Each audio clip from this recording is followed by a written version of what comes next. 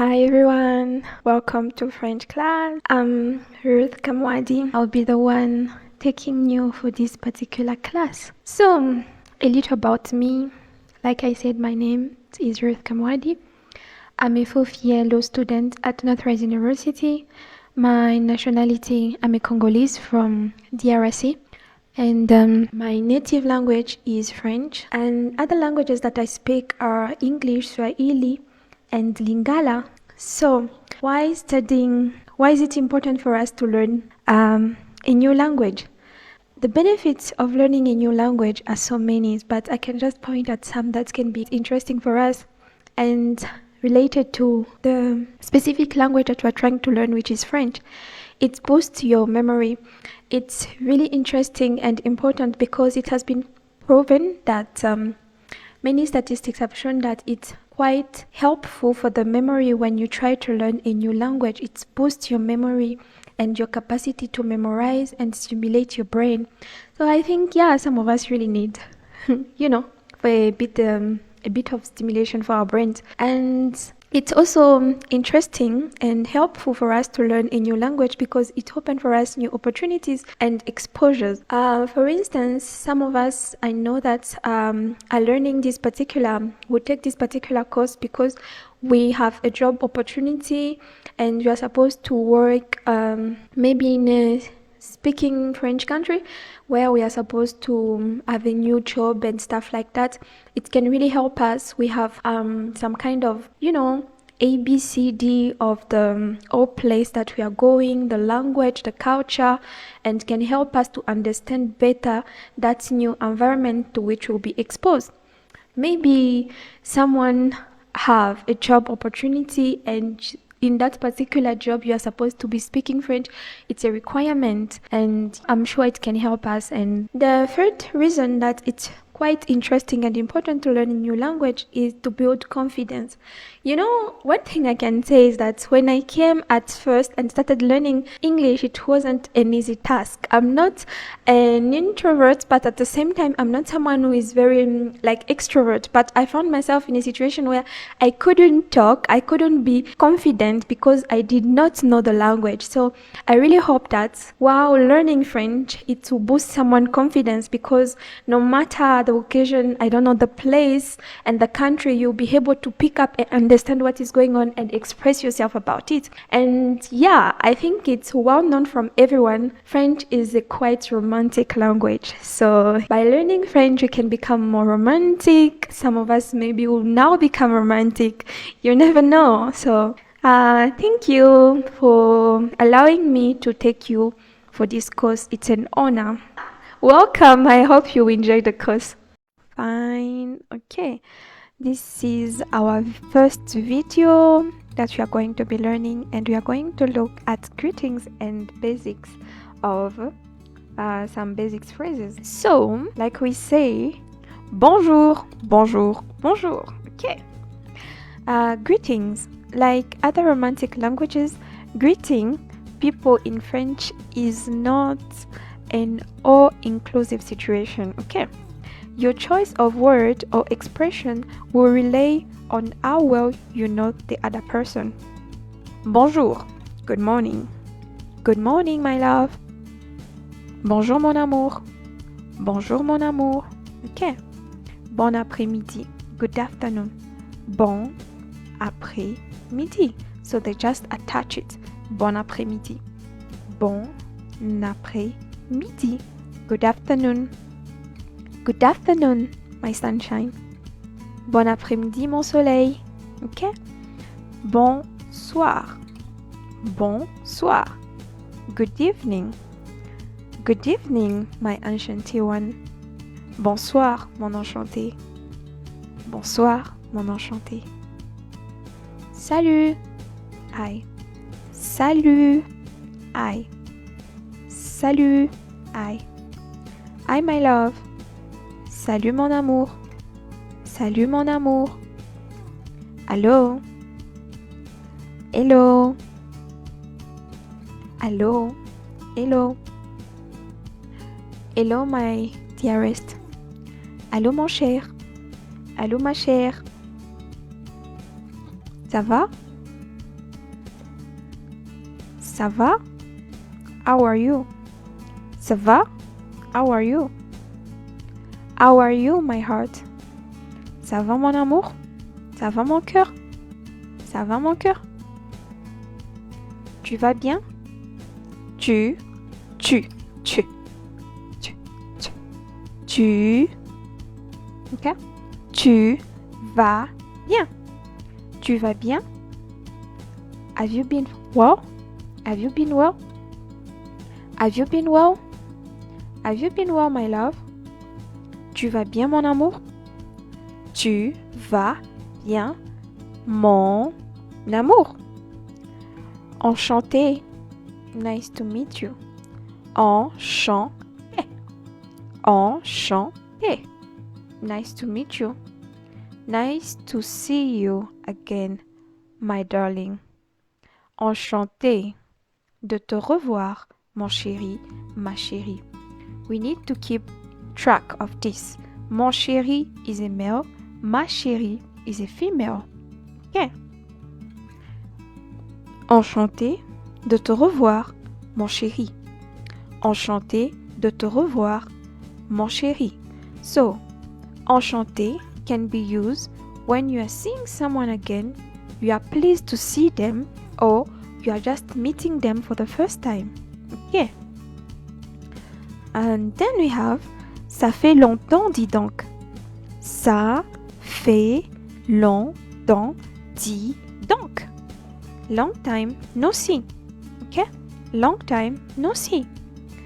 We have long time no see, my love. Ça fait longtemps, dis donc, mon amour. Ça fait longtemps, dis donc, mon amour. Ok? Quoi de neuf? Quoi de neuf? What's up? Quoi de neuf? What's up? What's new in your life, my love? Quoi de neuf dans ta vie, mon amour? Quoi de neuf dans ta vie, mon amour? Ok. Au revoir. Au revoir. Au revoir. Goodbye. Goodbye, my darling. Au revoir, mon chéri. Au revoir, ma chérie. Once more here, mon chéri, it's for male. Ma chérie, it's for female. Salut. Okay, we use salut to say hi, and we are using it again to say bye. But it depends of the way you pronounce it, the way you express yourself while saying salut. For instance, when you are saying hi, you say salut, salut, okay? Salut. But when you are saying goodbye, it should be a bit higher. You'll be saying like salut, salut, salut, which means goodbye. Salut, my love. Okay? Bye, my love. Salut, mon amour. Bye-bye. That's what means that, okay? That's what it means, sorry. Okay, we have à plus, later. À plus. À plus, later. Later, my love. À plus. À plus, mon amour. À plus, mon amour. À demain. À demain. See you tomorrow. See you tomorrow, my heart. À demain, mon amour. À demain. Okay. So we also have this one. This table can help you to go through and understand better greetings and just compare them in French and English. It can really help you. So one thing I'll let you know, guys, is that repetition is the mother of knowledge. If you really want to know something and master something, you need to go through it again and again. Try to understand and memorize. And I'm making this video short so it can help you to go through again and again. If there is any question, any preoccupation, any suggestion, anything that like just go through your mind, guys, please feel free to contact me and ask questions. And if you think that I'm too fast, I can try to make it, maybe less fast. Anything for you guys. Thank you. Bonjour, bonjour, bonjour. Bienvenue à notre session. Welcome to our second session. Sorry for my voice if it's a little rough. I'm not really feeling well. So we are going to look at the ABC of the French, okay, alphabet. ABC of French. Okay, so we are going to talk about alphabet and pronunciation. There are 26 letters in the French alphabet, 20 consonants and 6 vowels. French letters are the same as in English alphabet. Both languages use the Latin alphabet, but French pronunciation is different. So we can notice that there are a lot of words that we can find in French and find them in English, but what makes them different is the way you pronounce them, and that's where we have that thing whereby you realize that even someone learn how to speak English, they will still have a bit of accent, or maybe someone speaking French will still have an accent. So guys, let us put in our mind that it's normal and it's something that we should be proud of. French is not a phonetic language, meaning one letter does not have a single corresponding sound. Because of this, when you learn French, you must not only learn the alphabet but also learn the pronunciation rules. So even though we have an accent, but it's important for us to be heard and understood whenever we speak. So it's important for us to learn the alphabet and the way we are supposed to pronounce them, so we can be clear enough while talking to people and expressing ourselves in French. While there are only 26 letters in the alphabet French, there are over 35 letter sounds or phonemes made by different letter combinations, letter placements, and accent marks. Okay, when letters are in the context of a word, they may be pronounced differently. For example, H in French is typically silent unless it follows A or C. So here are the alphabet. I'm going to pronounce them in French and then I will try to attach them with some words so it can be easier for us to memorize the alphabet and some letter and some word on top of that. And I will say something like A, like love. But like means come. Like in French is come. So please let us be together. So we have A comme amour. A comme amour. B comme baiser. B comme baiser. C comme câlin. C comme câlin. D comme douceur. D comme douceur. E comme éternité. E comme éternité. F comme flamme. F comme flamme. G comme grâce. G comme grâce. H comme harmonie. H comme harmonie. I comme intimité. I comme intimité. J comme joie. J comme joie. K comme kangourou. K comme kangourou. L comme lueur. L comme lueur. M comme merveille. M comme merveille. N comme nuit. N comme nuit. O comme or. O comme or. P comme plaisir. P comme plaisir. Q comme quotidien. Q comme quotidien. R comme rêve. R comme rêve. R comme rêve. R, R, R comme rêve. S comme souffle. S comme souffle. T comme tendresse. T comme tendresse. U comme union. U comme union. U comme union. V comme vibration. V comme vibration. W comme whisper. W comme whisper. X comme zozo. X comme zozo. Y comme Dieu. Y comme Dieu. Z comme zénitude. Z comme zénitude. Okay, so I just add up this little board that can help you to go through and try to study again.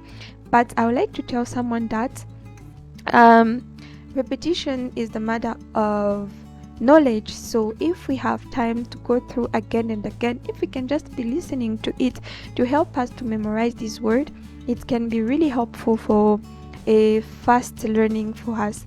So if there is any question, any suggestion, anything that you want to know more and understand, I'm free and I'm here for you guys. Please take time to please feel free to text and ask questions. Okay, thank you. Bonjour, bonjour, bonjour. Welcome back, guys. This particular session we are going to talk about vowels. Okay, yeah, we are going to talk about vowels, the French vowels. Okay, there are 6 French vowels in the French alphabet, but there are 19 vowel sound.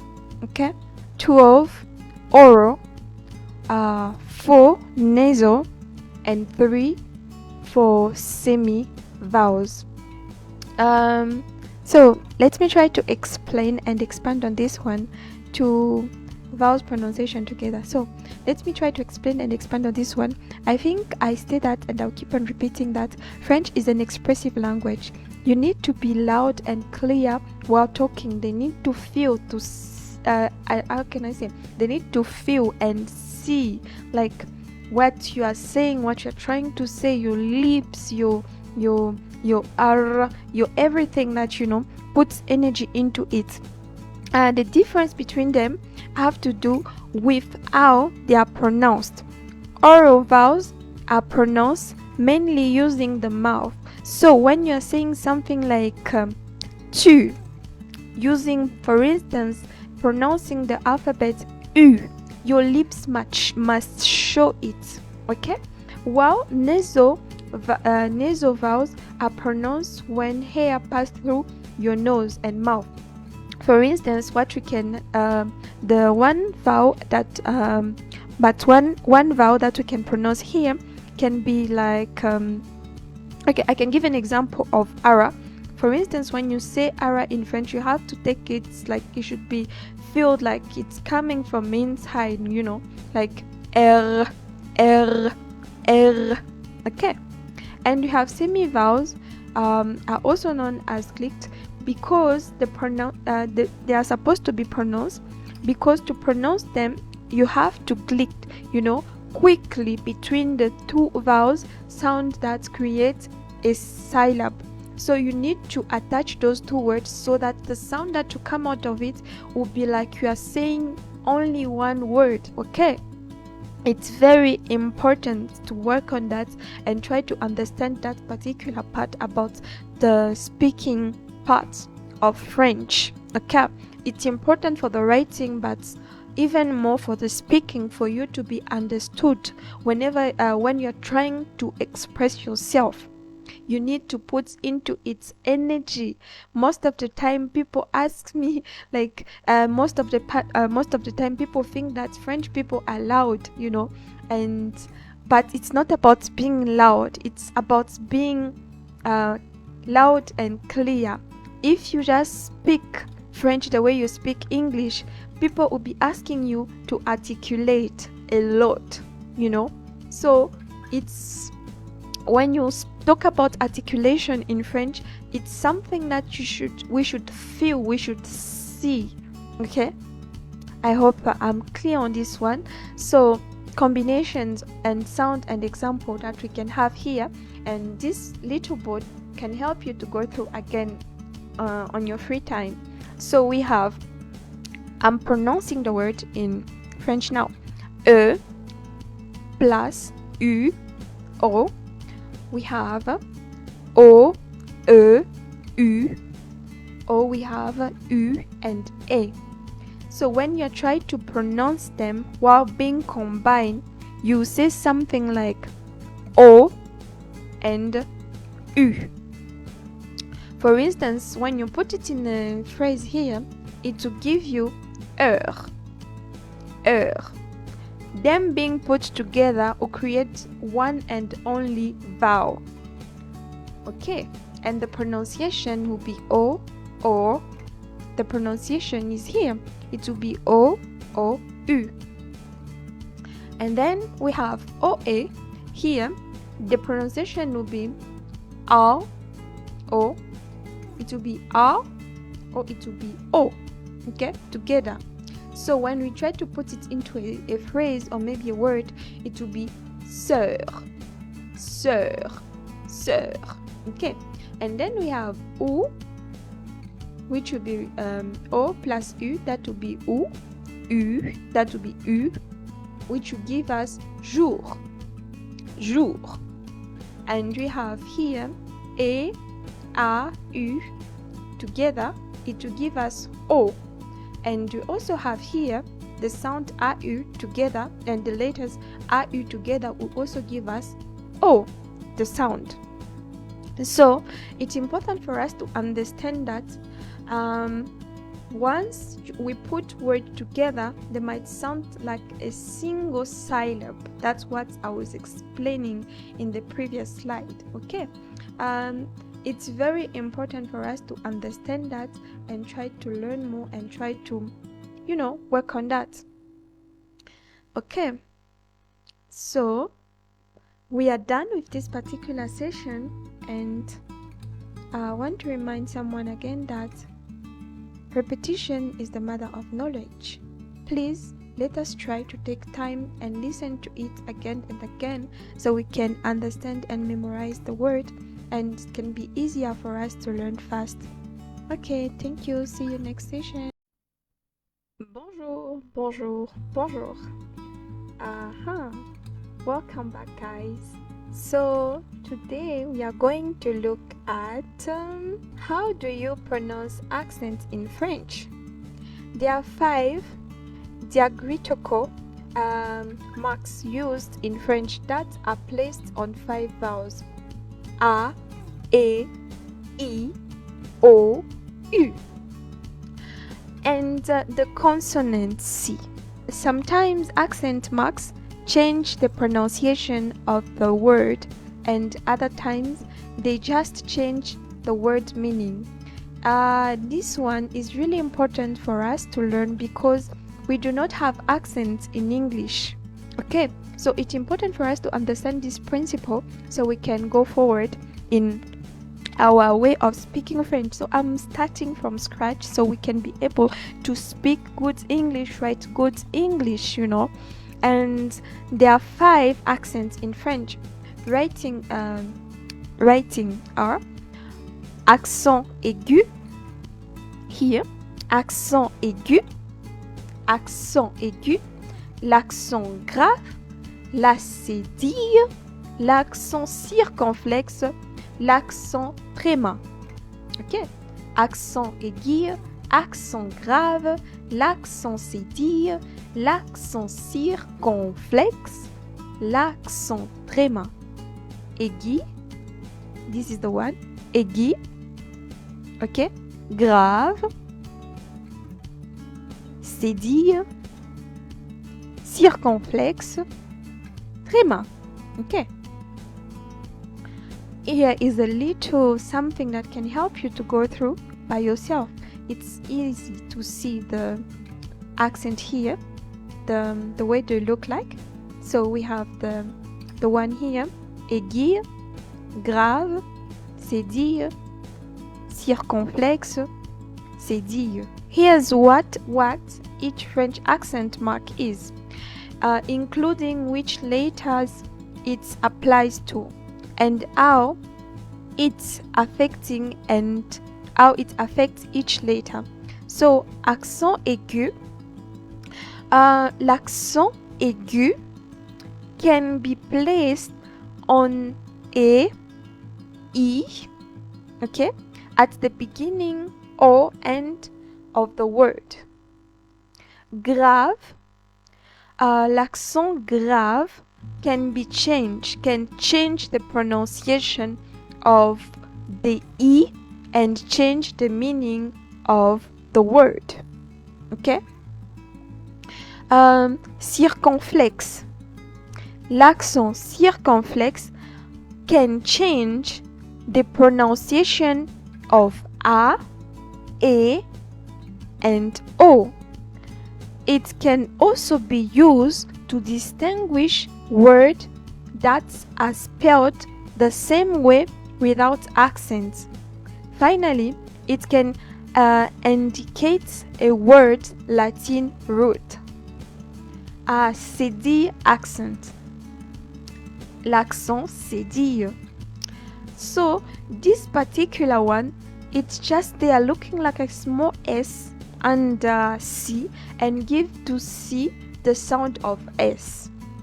Okay. Then we have l'accent tréma. Okay. L'accent tréma. This one just here. L'accent tréma. This is placed above two consecutive vowels to indicate that they should be pronounced separately. Okay, those two vowels, even though they are together, because we saw before this that some vowels, when you put them together, they create one sound. So you are supposed to pronounce them like fast, to make them one sound. But when you have these specific accent on top, these, the trema ones, that means that you have to pronounce them separately. I don't know if you guys can see the difference that the accent have to play, that usually plays in French, okay? And yeah, this was the end of our session. Thank you for being with me and still be there. So I'll repeat once more that repetition is the mother of knowledge. Please let us take time to go through again and again and try to study it so we can memorize and be able to write and speak by the end of our class. Okay? And if you need more clarity, explanation, you have questions, you want anything else regarding the class, I'll be willing and happy to help you guys. Okay, thank you. See you next time. So our next session, we are going to look at silence letters. Yay! I hope someone is excited as me. Okay, bye-bye. Bonjour, bonjour, bonjour. How are we? Comment nous allons? Okay. So, our today's session, we are going to look at silent letters. Okay.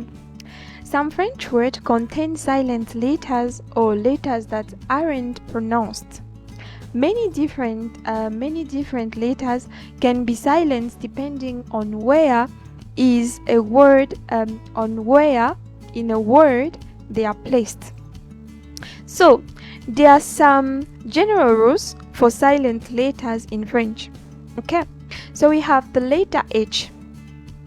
The letter H, it's not usually pronounced in the French word unless it is associated with A or C, making it sound like cha, cha, cha. Okay, this one specifically here, it will sound like cha, sha, sha. Okay. Then we have this one here, the letter U. U. I hope we remember this one. U, just here. U. Okay. It's not. This one is not usually pronounced when it appears after A, G, que. But it changes the pronunciation of the G. Okay.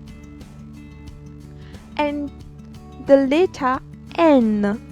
N is silent when associated with another letter that create a nasal and a nasal sound, like on, on, on,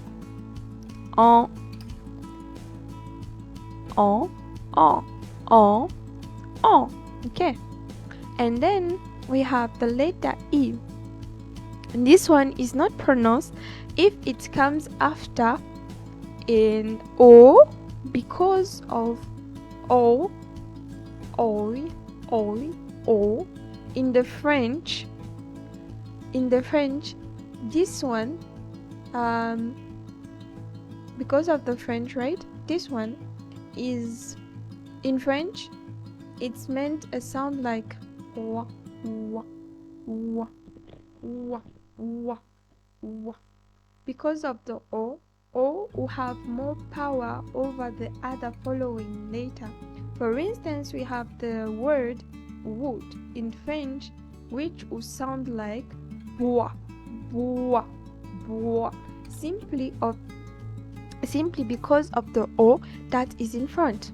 Then we have the E at the end of a word is typically silent unless he has an accent. The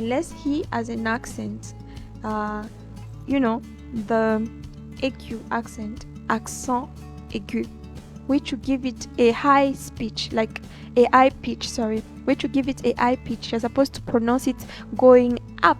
Okay. Then we have the letter S, X, T, D, G, and P are usually silent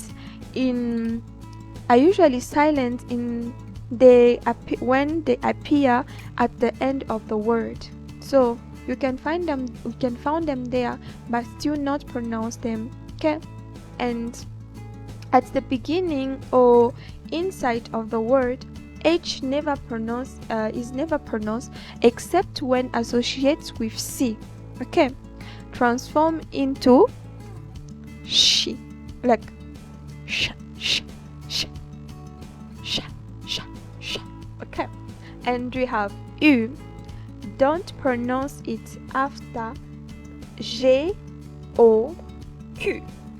Do not pronounce U after G or Q. Okay, then we have N. Don't pronounce it when creating nasal sound, like on, etc., etc. I don't pronounce it. We have E. Don't pronounce it after O, because O will sound more like wow, wow. I don't know how to pronounce this one. Like wa, wa. It will sound more like wa, wa. Okay. At the end of the word. So this is what we are not supposed to pronounce. We have E, which is E. Do not pronounce E. Don't pronounce it at the end unless there is an accent on it. S. Don't pronounce it at the end. For plural in specific word. For instance, when you speak English and you want to put something to plural and there is an S at the end, you are supposed to pronounce the end. The end must be loud, must be heard. But it's not the same for French. It's different. So we have examples of word here. Autrefois, un avis, un bras, une brebis, un colis, un corps, un dos, un héros, etc., etc.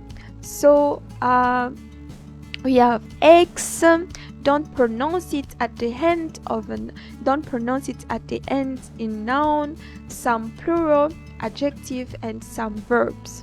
Example, we have un choix, une croix, un époux, délicieux, les choux, des joues, etc., etc. After silence at the end of the verb, we are not supposed to pronounce the T. Okay? Te. Certain word. Example, we have un chat, et trois, un toit, un bruit. So it's just silence. Then we have T.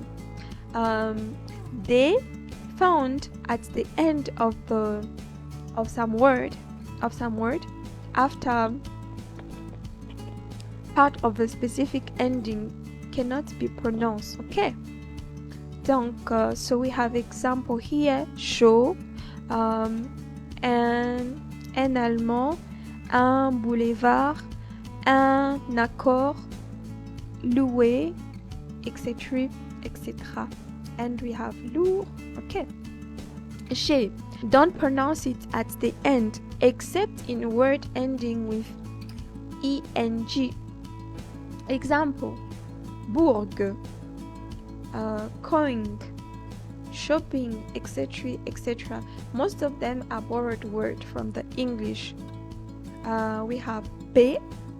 Don't pronounce it at the end of the word or in some verbs. Example, prompt, set, beaucoup, un chat, il interrompt, etc., etc.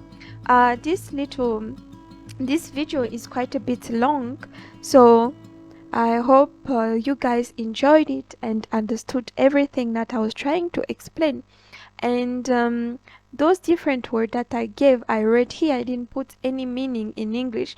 So I'll be glad to have a feedback from you guys, giving me the meaning of these different words in English. Okay, so see you next time, and don't forget, repetition is the mother of knowledge. Please go through again and again, and if there is any question, feel free to contact me and we'll work on that. Thank you. Bye-bye. Bonjour. Welcome back, guys. In this particular session, we are going to talk about French letter and combinations. I hope someone is excited. French letter and combinations. French words don't always look the way they sound. They may combine letters to make a new sound. So for the fact that French word does not always sound the way they look, that's when I think we can also give it to the English. Okay. They may combine letters to make a new sound. French letters combinations. You will learn about certain French sounds that are made up of two or more letters that are pronounced together.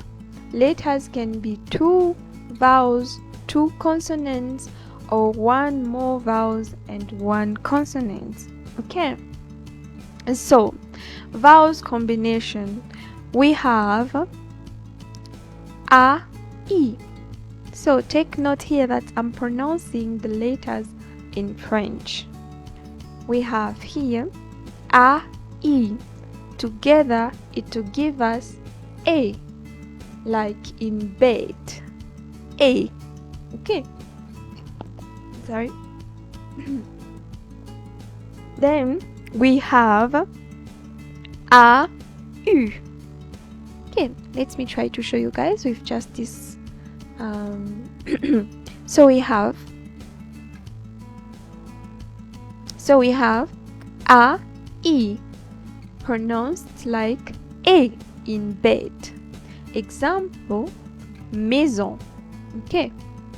A, u, pronounced like o, like in go. Example, o. Okay. A, then we have e, a, u. That to be pronounced like o, like in go. Example, beau. Okay. Then we have o and e. That to be pronounced like wa in water, which will give bois, wood. Bois.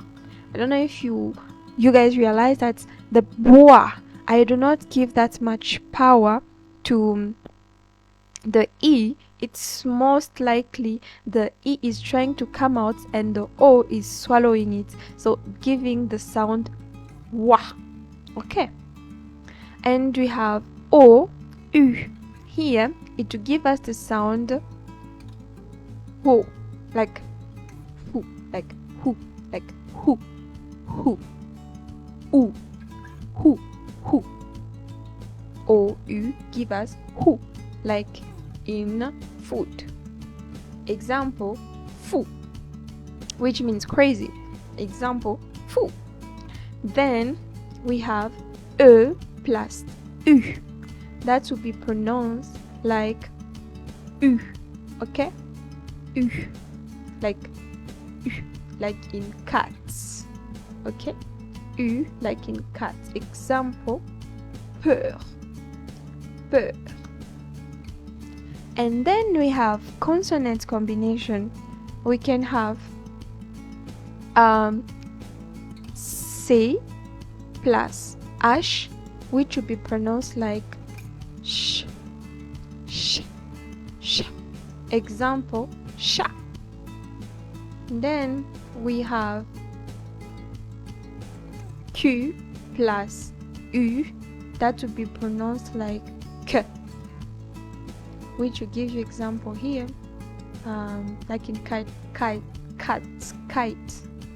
Well, what we can pronounce here is like kwa, what, kwa. It will be just one sound.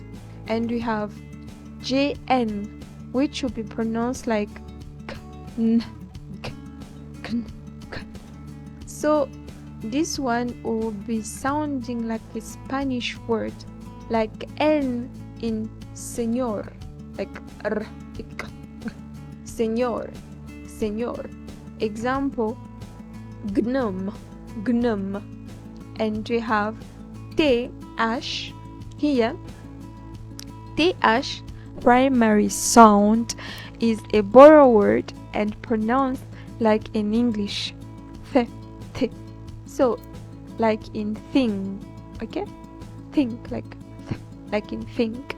Example, les thèmes, thème, thème, thème. And then we have PH, also found in borrowed word and pronounced like English F. Okay. Example, telephone, telephone. Okay, I think I said that. French, what makes French such a beautiful language is that it's a combination of so many languages. Like you can find some word that you find in English, you can find some word that you can find in Spanish, like Latin, all those words. It's such a beautiful and rich language. Okay, so this is a little something to help you guys to revise and go through things, so it can help you to understand better and stay in touch. This is the end of this particular session, and yeah, I'll not stop and I won't stop reminding you guys that it's really important to try to go through again and again. That's why I'm trying to make these videos as short as possible. Repetition is the mother of knowledge, so let us keep on trying to understand and keep on trying to go through again and again, so we can memorize and learn fast. And if there is any question, any preoccupation, anything that you related to the course, of course, you want to get and you want to learn from me or understand from me, just feel free, guys, to contact me. I can work on that with you guys. And thank you. Bye bye. Bonjour, bonjour, bonjour. So the last few sessions we tried to establish the ABC of French, the vowels and all other stuff related to letters, so it can help us to pronounce properly words, to understand why we are pronouncing this word in a particular way and these ones in the other way. So now we are going to talk about numbers and counting. I hope someone who loves counting money is excited, okay? So let us go into it. Okay, numbers and counting. In this lesson, you will learn about numbers in French from 1 to 100, which will help you express cell phone numbers, date, and prices and time. Those things that are really important that we usually have to talk about, like in our everyday life. You also learn why the numbers 1 to 20 are especially important, and how to count by 10. Okay, so one of the basic skill in learning a language is learning how to count to 10. Okay, because most of the time, if we pay attention, once you know how to count up to 10, you can easily put up other words together or other numbers together and proceed by counting. And practice the number 0 to 10 in French will be helpful, with tips for pronunciation. I'll try to help you guys with pronunciation, like let's say 0, 1, 2, 3, 4, 5, 6, 8, 9, 10. Okay, right now I just count 1 to 10. Okay, here are some this is a board that can help us to visualize what we are trying to study. So let me try to, okay, here is 0, it's here, right? 0, which is 0. 0. There is an accent here, if guys you can pay attention, which means that we really need to put the emphasis on the like on the here. It's supposed to be really high accent. 0, 0. Okay, then we have 1. Okay, then we have 2, 3, 3, and we have here 4, 4, 5, 6, 7, 8, 8. Okay, 9,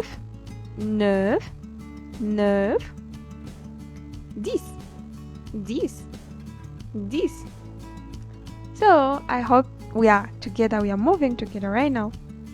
So let us try to count from 1 to 20. So we have 1, 2, 3, 4, 5, 6, 7, 8, 9, 10. Okay. 11, 12, 13,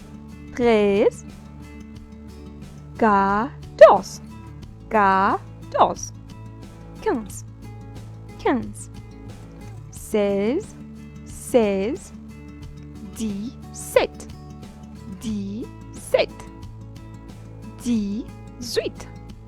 18, 19, 20. Okay.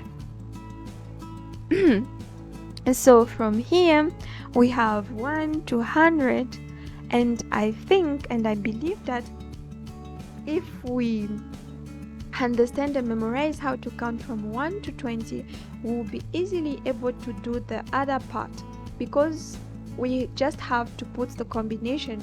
Like we said, 20 is 20.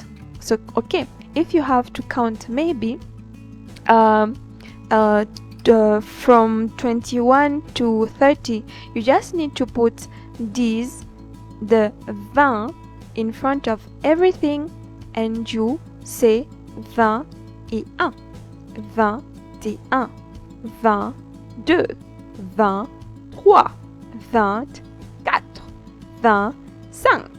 26, 27, 28, 29. Okay, I think it's quite easy, right? Once you catch up the whole thing, you can easily go through again like that. So The only thing that I can try to help by putting there, it can be maybe to learn 30, 40, 50, and what again, 60, 70, 80, and 90. So let me try to pronounce 30. 30 will be 30, 30, 30. And 40 will be 40, 40. And 50 will be 50, 50. Okay. And 60 will be 60, 60. 70 will be, okay, okay, I'm here. 60. 70 will be 70, 70. So this specific 70 is a way of learning. So French has actually two different way of pronouncing things. So the one that is directly rooted into Latin word, you will say septante, septante. But this one you say 70. But I'll try to make you guys memorize this. I will advise you guys to memorize I'll advise you guys to memorize the septante. Okay, I'll put it somewhere there so you can, yeah. Then we have 80, 80, here 80, 80, 80. And then we have 90 here, which is no, not. And then we have 100, which will be pronounced simply as 100, 100. So if we just go through this specific board, it can help us a lot, guys. And I really hope that you enjoy this specific lesson. And if you have any difficulty with numbers, please feel free to contact me, and I'll try to make it simple and clear for you guys. Thank you. See you next session. Bonjour. I hope we are all fine. So this specific session, we are going to look at tell me, yeah. Okay, telling time in French. Okay, so I hope someone is excited, and this is quite important for us to learn, because when you learn about numbers, you of course want to know how to ask time. When you are maybe traveling, you're working, and all that, you need to find out about the time. So, and telling time in French, knowing how to tell time in French is essential for traveling, meeting up with friends, making, appointment, and getting to work or school on time. Once you learn these formulas, you'll never have an excuse to be late again. So I have to ask, are you guys willing to learn? Because you will lose the excuse. Okay, so only hours in need for the only hours in need for this lesson when telling times is equivalent to a clock, sorry. So only time, I'll pronounce this particular, yeah, heure, that the way you pronounce it. Only heure is needed for this lesson. When telling time, it's equivalent to o'clock. Okay, this is the only word that is important. And then there are 3 French translations for time, yeah, each with a different meaning. So we have heure, okay, this one here, the first one, heure, which is time, as in telling time. Quelle heure est-il? What's the time? Quelle heure est-il, mon ami? What time is it, my friend? Quelle heure est-il, mon ami? What time is it, my friend? Okay. Le temps, which means time as in period of time. J'ai passé du temps ici. I spent some time here. I spent some time here. J'ai passé du temps ici. I spent some time here. J'ai passé du temps ici. Okay. La fois, time as in instance, you know. La fois, time as in instance. Je l'ai fait une fois. I did it one time, you know. Je l'ai fait une fois. I did it one time, you know. Two more important notes about heure, you know, heure, hour. It's a noun, so it's singular with une heure, 1h20, etc., etc. And plural with all other numbers. 2 heures, des heures, plutôt 2 heures, 15 heures, 30, etc., etc.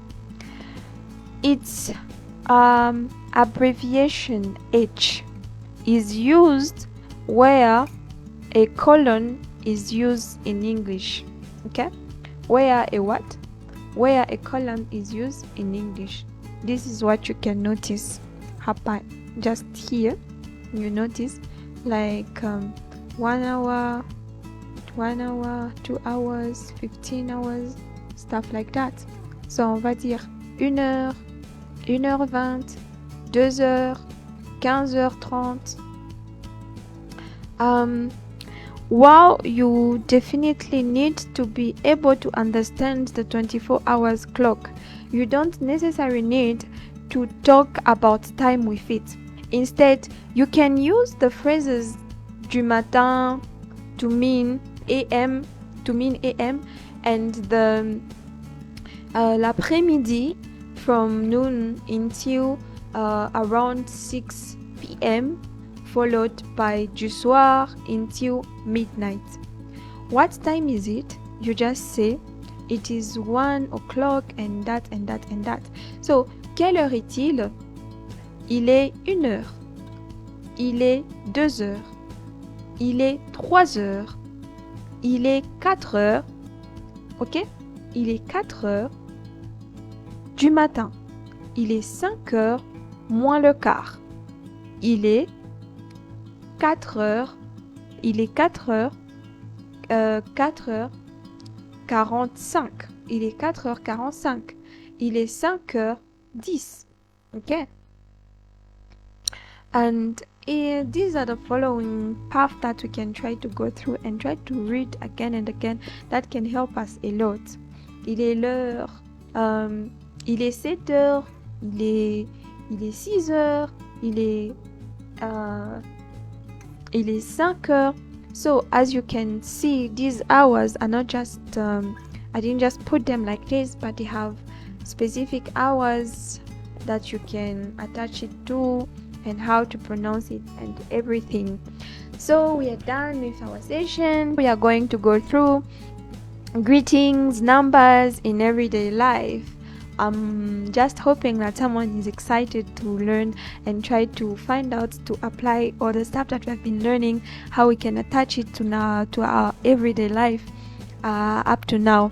So if there is any question, guys, feel free to ask any question. I'll be available for you guys. And do not forget, repetition is mother of knowledge.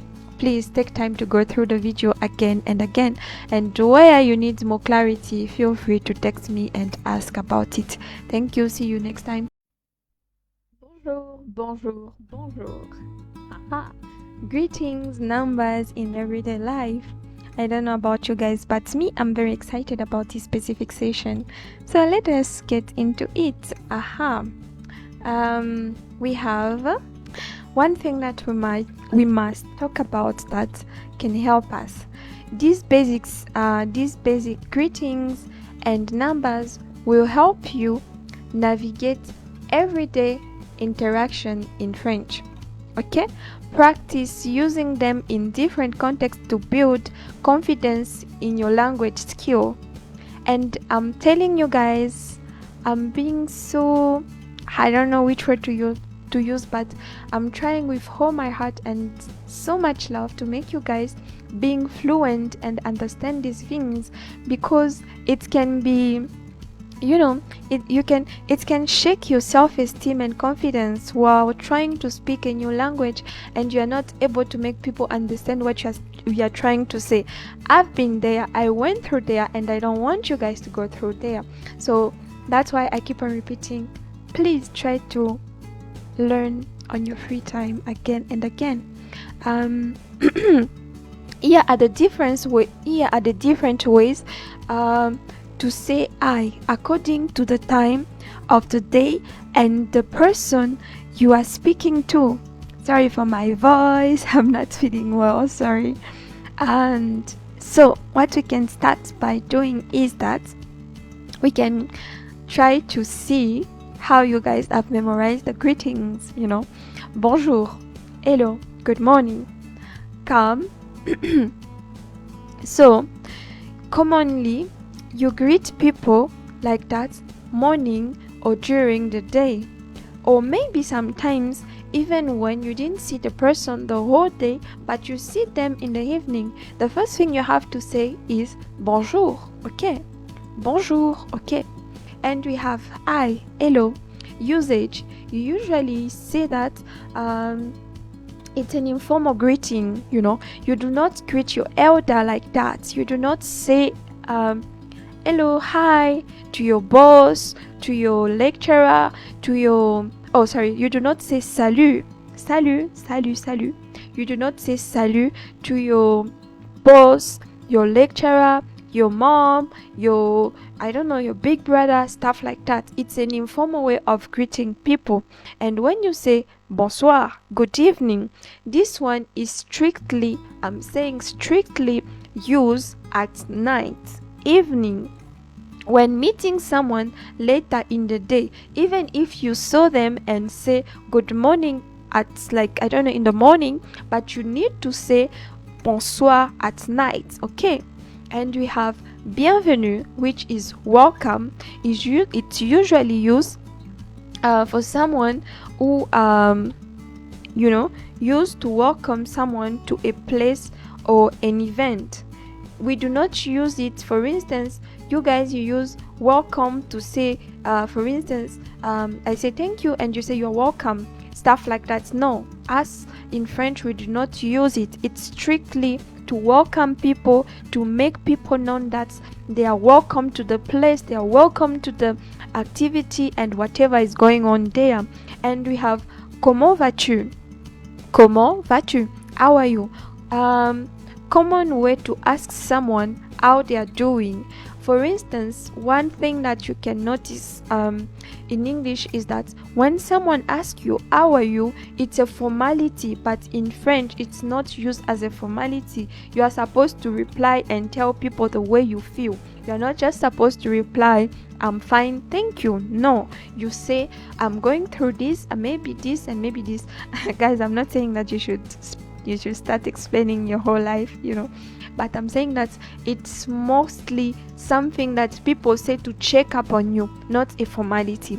Comment ça va? Okay. Ça va bien, merci. I'm fine, thank you. A typically response to a comment ça va? Okay. I don't know if people have ever noticed, I usually say I'm fine, thank you, and people used to find it weird, but that culture is deep in me, so I was just used to say I'm fine, thank you. That thank you specify that I'm grateful that you try to check up on me and find out how I'm doing. Okay. And we have enchanté, nice to meet you. This one is used when meeting someone for the first time, or maybe you are pleased to see someone again. Okay, you are meeting someone like, oh, nice to meet you, something like that. And when you are pleased to see someone that you met a long time ago and you did not have the opportunity, to go deep into knowing them and accommodating them. And we have au revoir, goodbye, that is usually used to departing, whenever you're saying, okay, bye-bye, bye-bye. This one is quite clear. À bientôt, see you soon. Use when expecting to see someone again and soon, okay? Seeing someone again and soon. That's when you use à bientôt, okay? Merci means thank you, expressing your gratitude, expressing, sometimes people use it just to express the deception.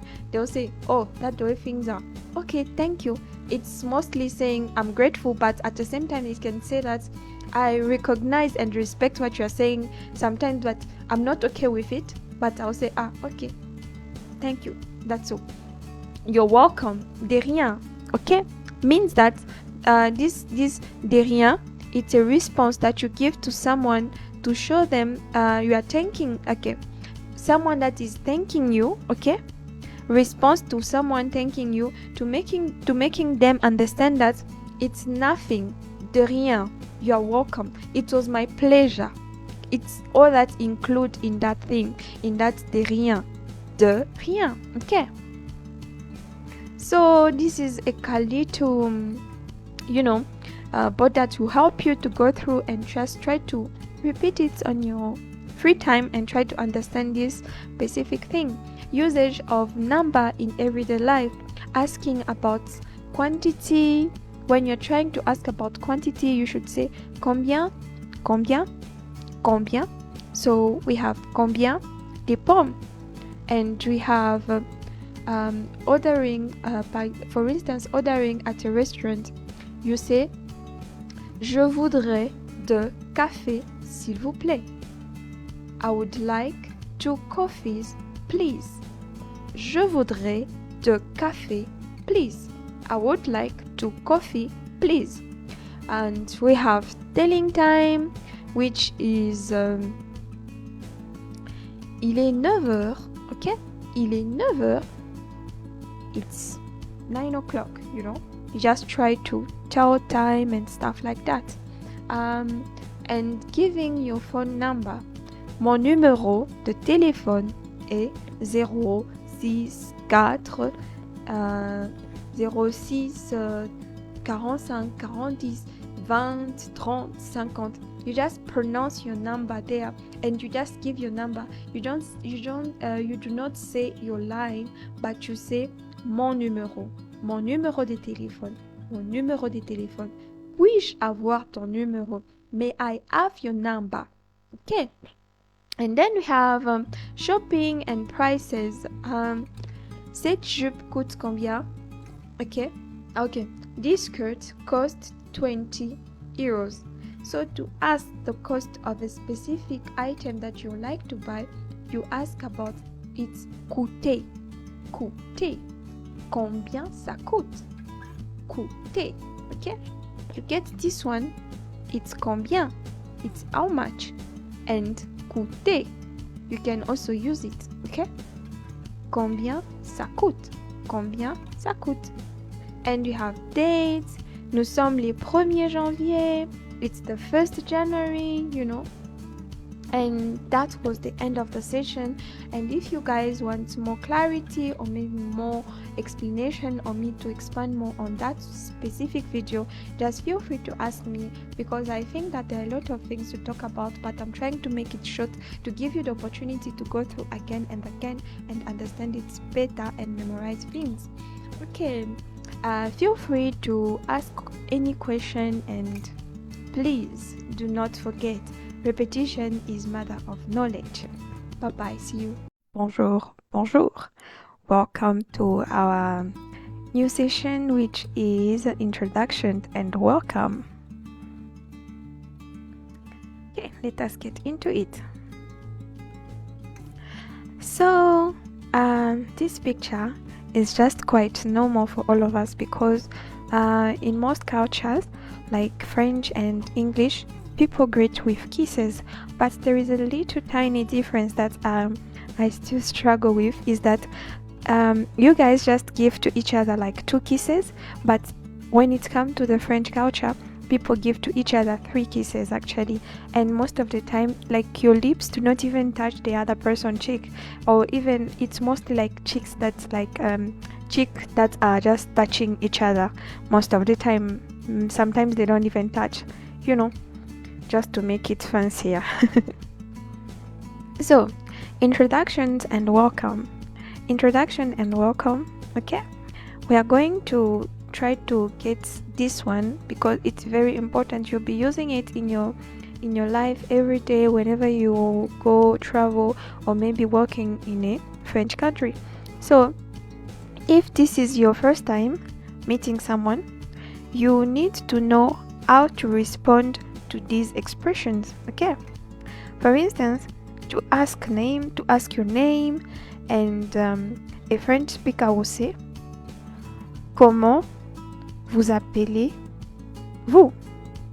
Comment vous appelez-vous? This is a formal one. Comment vous appelez-vous? Okay. Or an informal one is comment tu t'appelles? Comment tu t'appelles? Okay. Comment tu t'appelles? Informal one. Okay, so you're supposed to reply in this way. Je m'appelle, I don't know, Ruth. Je m'appelle Ruth. Je m'appelle Lilou. Je m'appelle. You just put your first name, okay? Je m'appelle. Je suis ravie de faire votre connaissance. Je suis ravie de faire votre connaissance. I'm delighted to make your acquaintance. I'm delighted to make your acquaintance. Je suis ravie de faire votre connaissance. Je suis ravie de faire votre connaissance. So, more formal ways to express pleasure upon meeting someone. Okay, let me try to go down here. As you can see, there are many differences here. This little board here can help you to go through and understand better what we are talking about, and you can just go through again and again and again. Comment tu t'appelles? Comment vous appelez-vous? Yeah, there is here those the French word, the English, and literal translation and context in which we can use those ones. Okay. Welcome phrases. We have bienvenue, bienvenue, bienvenue, welcome, bienvenue, welcome. So when you arrive at a place, they will tell you welcome means bienvenue, but there is a bit difference here. I've noticed that while speaking English, you can say welcome to say thank you, welcome to say, for instance, you have done something for someone, you're like, you're welcome. But this bienvenue cannot be used in those contexts in French. It's only for welcoming people. That's all. Bienvenue. Okay? Sois le bienvenu. Sois la bienvenue. Be welcome. There is just a difference here that we can notice here. When they say sois le bienvenu, this one is for a male. Sois la bienvenue, this one is for a female.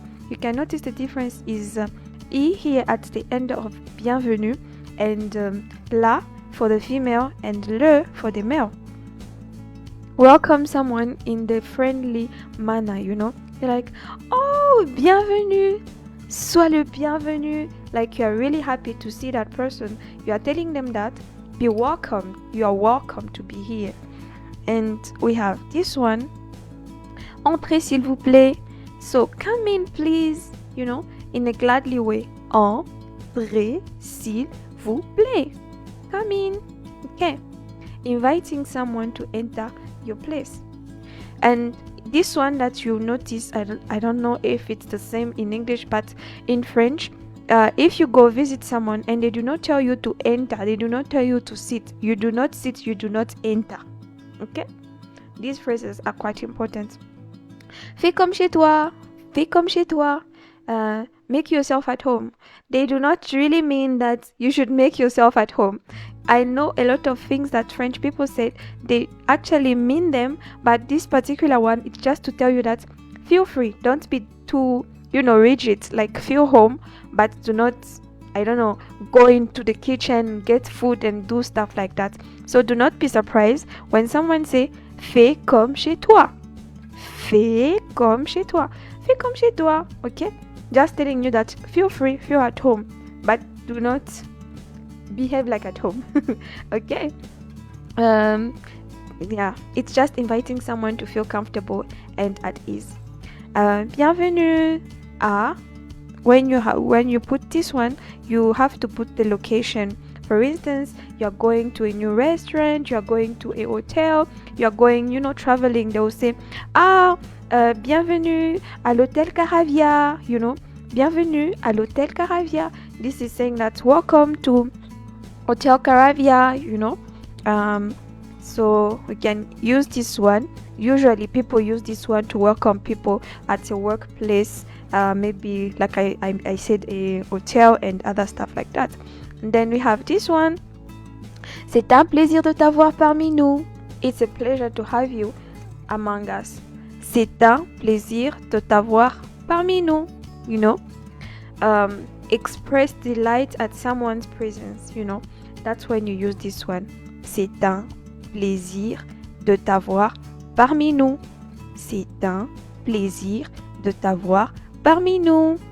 Soyez le bienvenu. Okay, be welcome.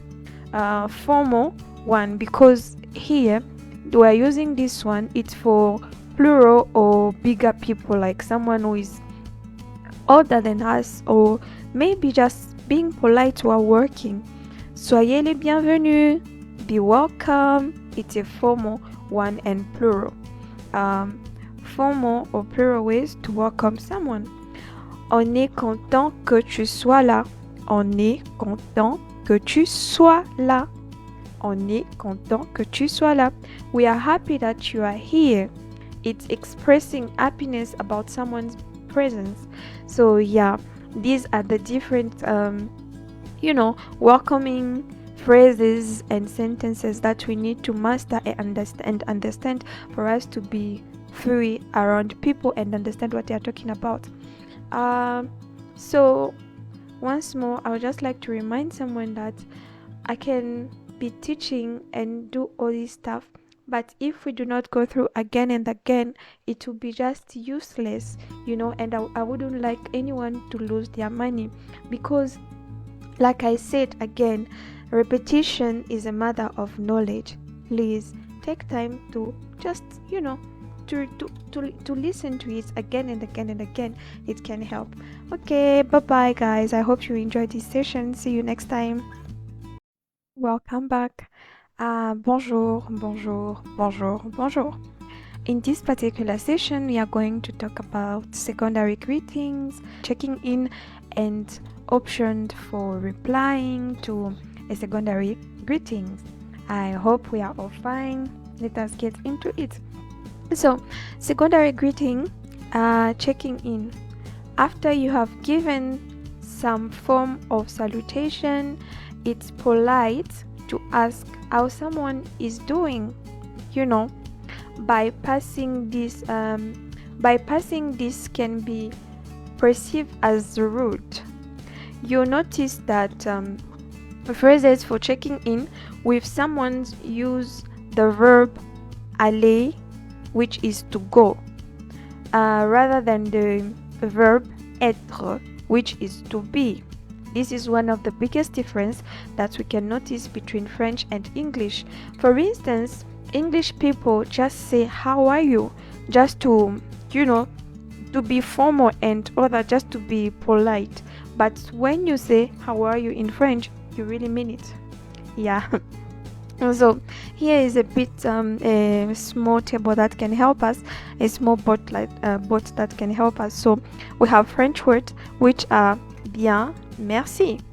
So good, thanks. You saying bien, merci means that thank you for asking. I'm fine, and thank you for asking. Thank you for your concern. Thank you for like being interested on how I feel and on how I'm doing. This is the meaning of you as when someone say bien, merci. You know, someone asks you how are you? Bien, merci. Comment tu vas? Bien, merci. Très bien, merci. Very well, thank you. Ça va, I'm good. Ça roule. This one is quite really it's informal. This one, ça roule. You just tell your friend like everything is just going well, you know. Comme ci, comme ça. And I've noticed that this one is not really. I'll try to translate it. Yeah, it's here. Like this, like that. So I usually use this one, and people are like, "What do you mean?" So comme ci, comme ça. You can say like this, like that. Means like sometimes you can even use stuff like kusi, kusa. This one it's more like slang for comme ci, comme ça. Things are not completely well, but they're not too bad too. You think? Pas mal. You know, these ones are all informal. These ones are the reply. Like this is how you reply to like comment tu vas. These are the replies. Pas mal. Pas pire. You know, like pas pire. Comme d'hab. Assez bien. Comme d'hab. Comme d'hab. Like usual. Like nothing new. You know. Assez bien. Not that bad. Options for replying to secondary greetings. When asked, how are you? The most common response are ça va bien. It's going well. Or tout va bien. Everything's going well. Just as in English, it is uncommon to reply with ça va mal. Okay? Ça va mal. It's going badly. Even if you aren't 100%, you can use sometimes like comme ci, comme ça, like this, like that. Okay, to reply that things are so. Okay, yeah, could be better. Once you get comfortable with this, try out these more creative response, you know, so you won't be like always answering the same way to the questions. So here a bigger one we can try to go through again. This one can help us. You can just try to read it, maybe do a screenshot, have it on your phone, just try to go through again and again. Comment allez-vous? You know, comment allez-vous? Here you can see there's the French's word, their English equivalent. You have literal translation. We have context. We have formality. You know, all of them are here. Just try to memorize and go through again. It can really help. And if there is any question, or maybe you want to find more, or maybe I did not pronounce quite clearly some stuff, just feel free to contact me. I'll try to help on that. And yeah, guys, do not forget, mother of knowledge is what? Repetition. Let us try to repeat again and again so we'll master it. And if you want to have a conversation to just see how much you have improved, feel free to text me, feel free to call. We'll try to work on that just for the classes, nothing else. Anyway, bye bye, see you next time. Bonjour, bonjour, bonjour. How are we? So I'm so excited about this particular session. Vous or tu, which one to use? Yeah, I know it can be very confusing for English native people because in English I also had that particular issue, you know, guys, when I was learning. So I was feeling so rude using you. But there is a difference in French when you speak to your elder. So the you use is different from the you use when you talk to your friend. So today we are going to go into it. Okay. So which one to use? Vous or tu? So vous or tu, which one to use? The subject pronouns tu or vous can be quite confusing for English speakers when they are first learning French, considering we only have one subject pronoun to mean you in English. However, once you get your head around how to use it, you will see it's not as difficult as it first appears. Not at all. And especially if you speak Bemba or anything like that, it's more like you are saying ba, those stuff. Okay, but what's the difference between vous and tu? Okay, to put it simply, we use vous when talking to more than one person or in formal setting, okay? While tu is reserved for singular and informal settings. Thereof, if you are talking to more than one person, you will always use vous. No matter your relationship with the people, you use vous.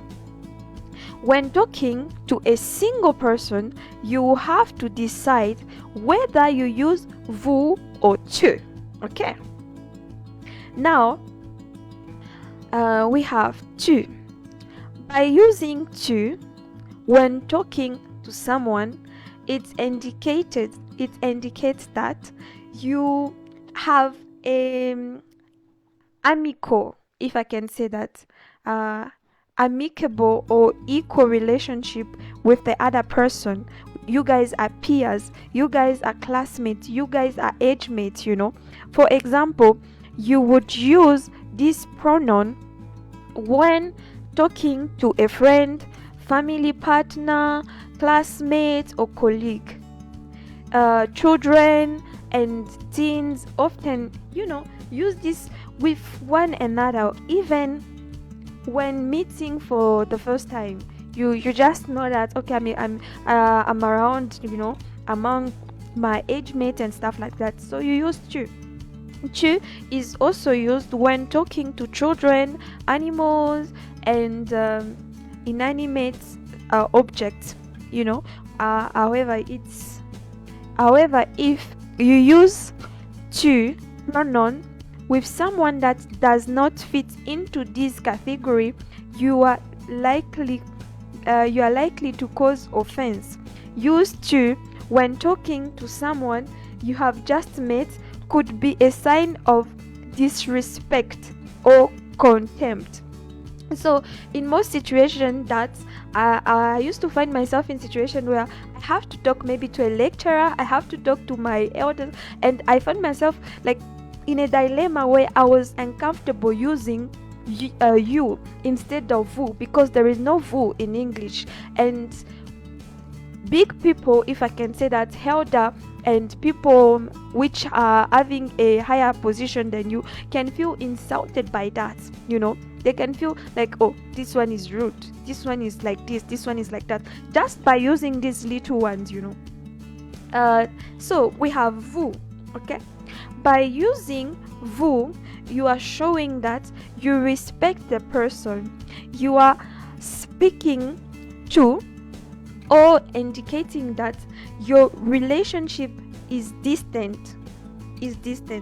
And this is used between strangers and in professional environments. For example, between an employee and a customer, or between a doctor and their patient. Using vous with someone who doesn't fall into this category would imply a dislike for person, a dislike for the person, or being seen as snobbering, you are just snobbering someone, you're just being snob, and that is not like disrespect. It's something that is not taken lightly when it's come to the French culture.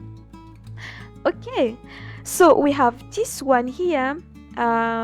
It can show you which one is informal, which one is formal. I just ask you guys to go through and help to go through and understand this concept. It can help you a lot. It can open doors as it can close doors to you. It's very important, very, very important. Yeah. So I hope guys you enjoyed this particular session. I try to make it as short as possible so you can go through again and again.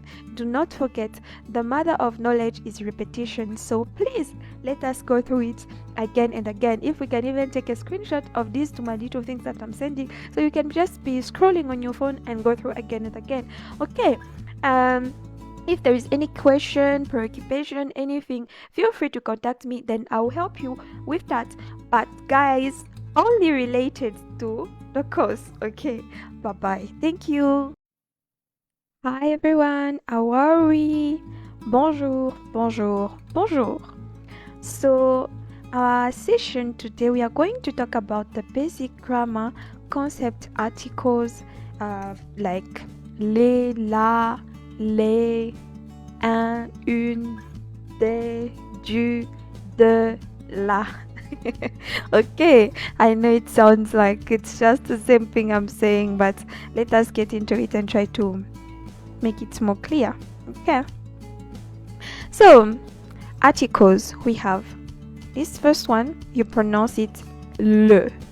Okay, your tongue should be like up, le, and your lips should show it. This first one here, le. Then we have la, la. Your mouth should be open, la, la. Okay, and we have le, le.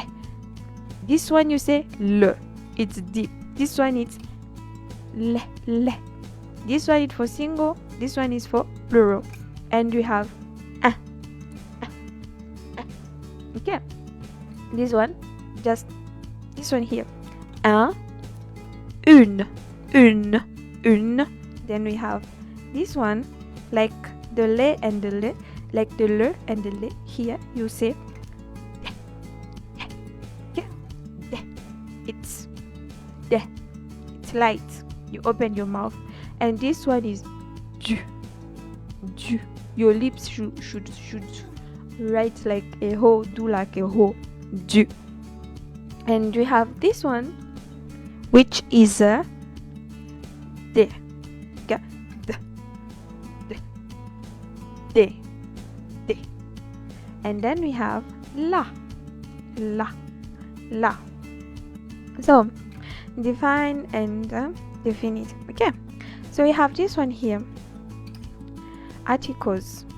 The articles indicates that the speaker is referring to either the speaker is referring to either a specific noun or to a class of noun in a general sense. The English define articles. You guys have the, okay, as 4 equivalent forms in French. Just this the as 4 equivalent in French. Depending on the gender and number of the person. So we have single and masculine here, which are le, la, l, la. It's l. Okay. And you have le livre, la table, l'abricot, le livre, la table, l'abricot, the book, the table, the apricot. So apricot, yeah. So if you notice here, we used like 3 different articles, but we use only the here in English. So you just pay attention to this: le, masculine; la, it's feminine; and this one, le, is mostly neutral, or sometimes it can be feminine or masculine, depending of the letter before putting it.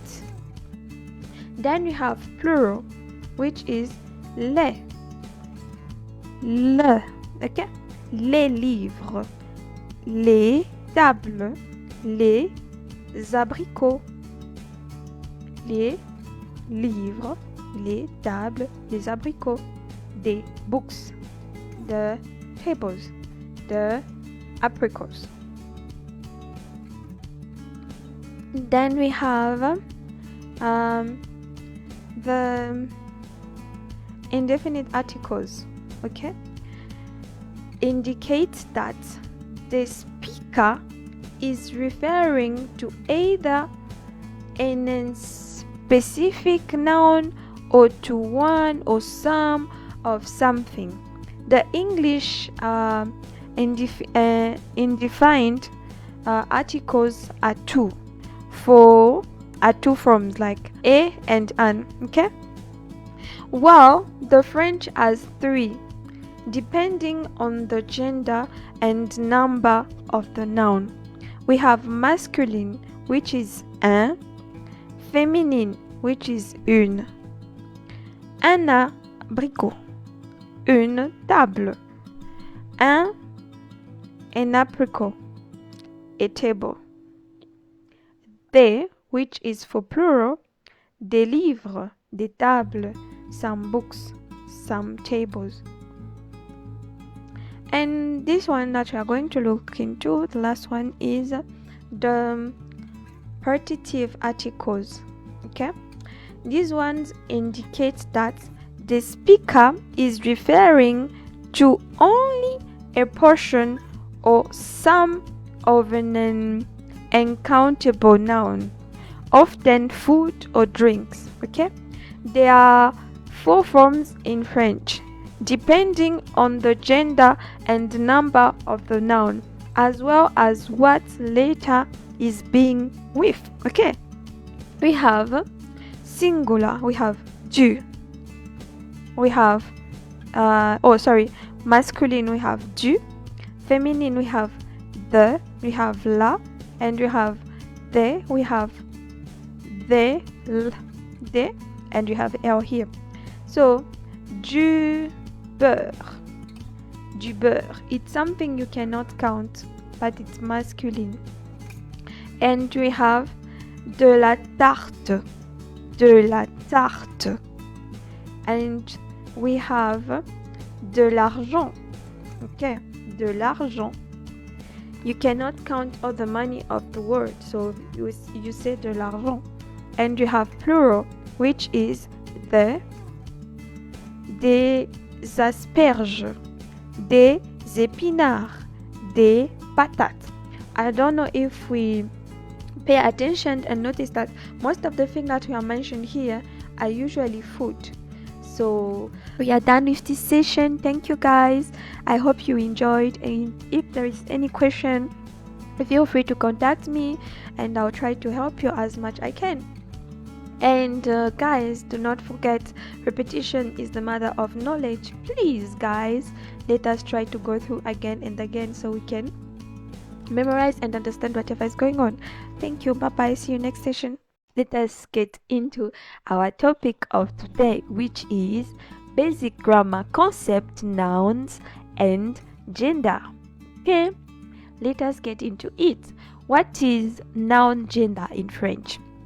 And like English, French nouns have gender, which you call in French genre.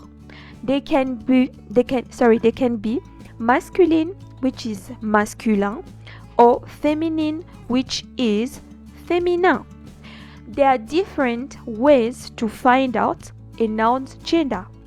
We can look into the dictionary and check for the abbreviation M or for the abbreviation M, which stands for masculine, or for the abbreviation F, which stands for feminine.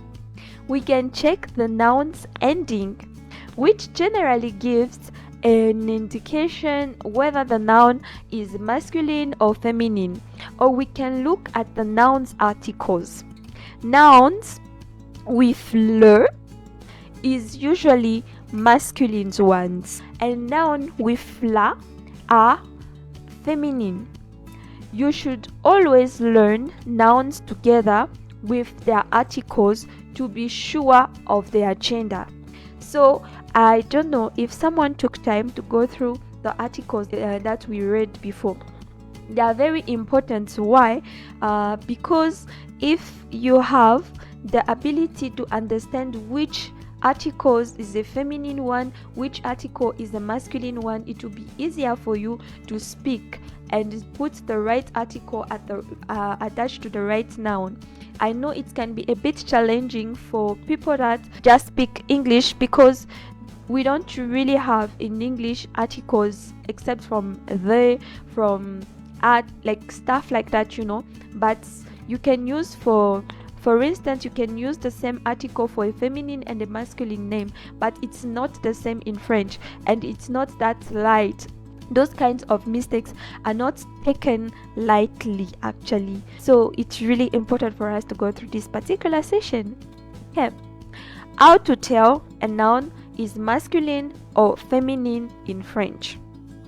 So most of the time you'll find out that masculine noun endings of masculine nouns can be here, just here we have e, and we have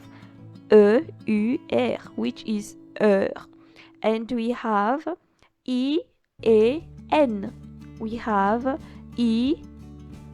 also often change into er, and we have on, we have which is t then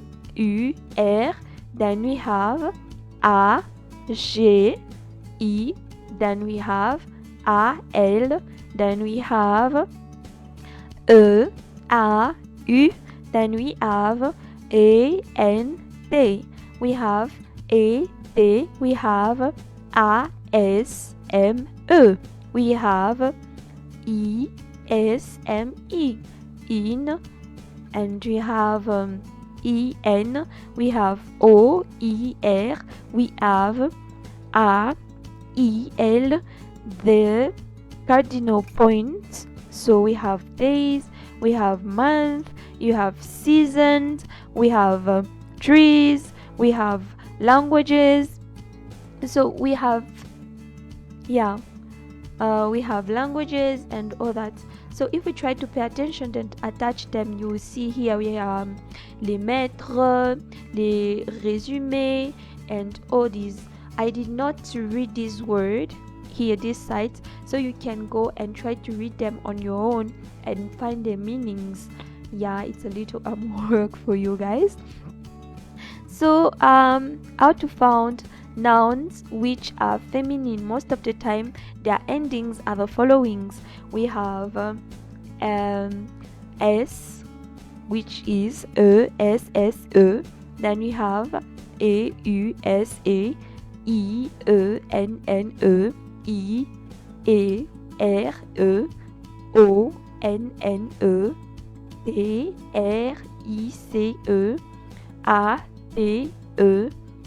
trice, ate, ance, ence,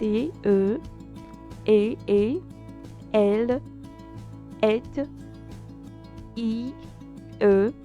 ine, ise, aille, tie, ur. We have the continent, academic disciplines. We have a lot of things there that are attached. You just pay attention to the ending. As for the masculine ones, I'll also leave these ones to you guys so you can try to understand the word, read the word, find out the pronunciation and the meaning in English, so it can help you to get the word stuck into your head. And this is the end of this particular session. I made it as short as possible, but I'll be waiting for you for a feedback from you guys on this one. I really like to see how we are moving, how we are improving, and if we are really enjoying everything. Once more, I just want to remind someone that the mother of knowledge is repetition. Please guys, let us try to go through again and again, and if we have questions, please text and ask. Feel free to contact me. I will try my best to explain and make it more clear. Thank you, and see you next session. Bye bye. I hope we are all fine. So we are still moving with the basics of grammar, concept, nouns, and gender. Nom et genre, suite. Okay. Let us get into it. So people and animals. I don't know if you guys pay attention. We just talked about word in general and the fact that they are usually masculine or feminine. That's what we talked about in the last session, and I gave you some homework about the words that I put there. I just wanted to find out from you guys the meaning and whatever that supposed to relate to it and everything like that. Okay, we have people and animals now. For people and animals, the gender of the noun usually correspond on the biological gender. For instance, we have people. When you say le garçon, it's a masculine word which means boy. Le garçon. So let us pay attention to the article that was put in front, which is le, to specify the gender of the person. I don't know if you guys are putting it together and understanding why I was saying it's so important for you to attach the right article with the right noun.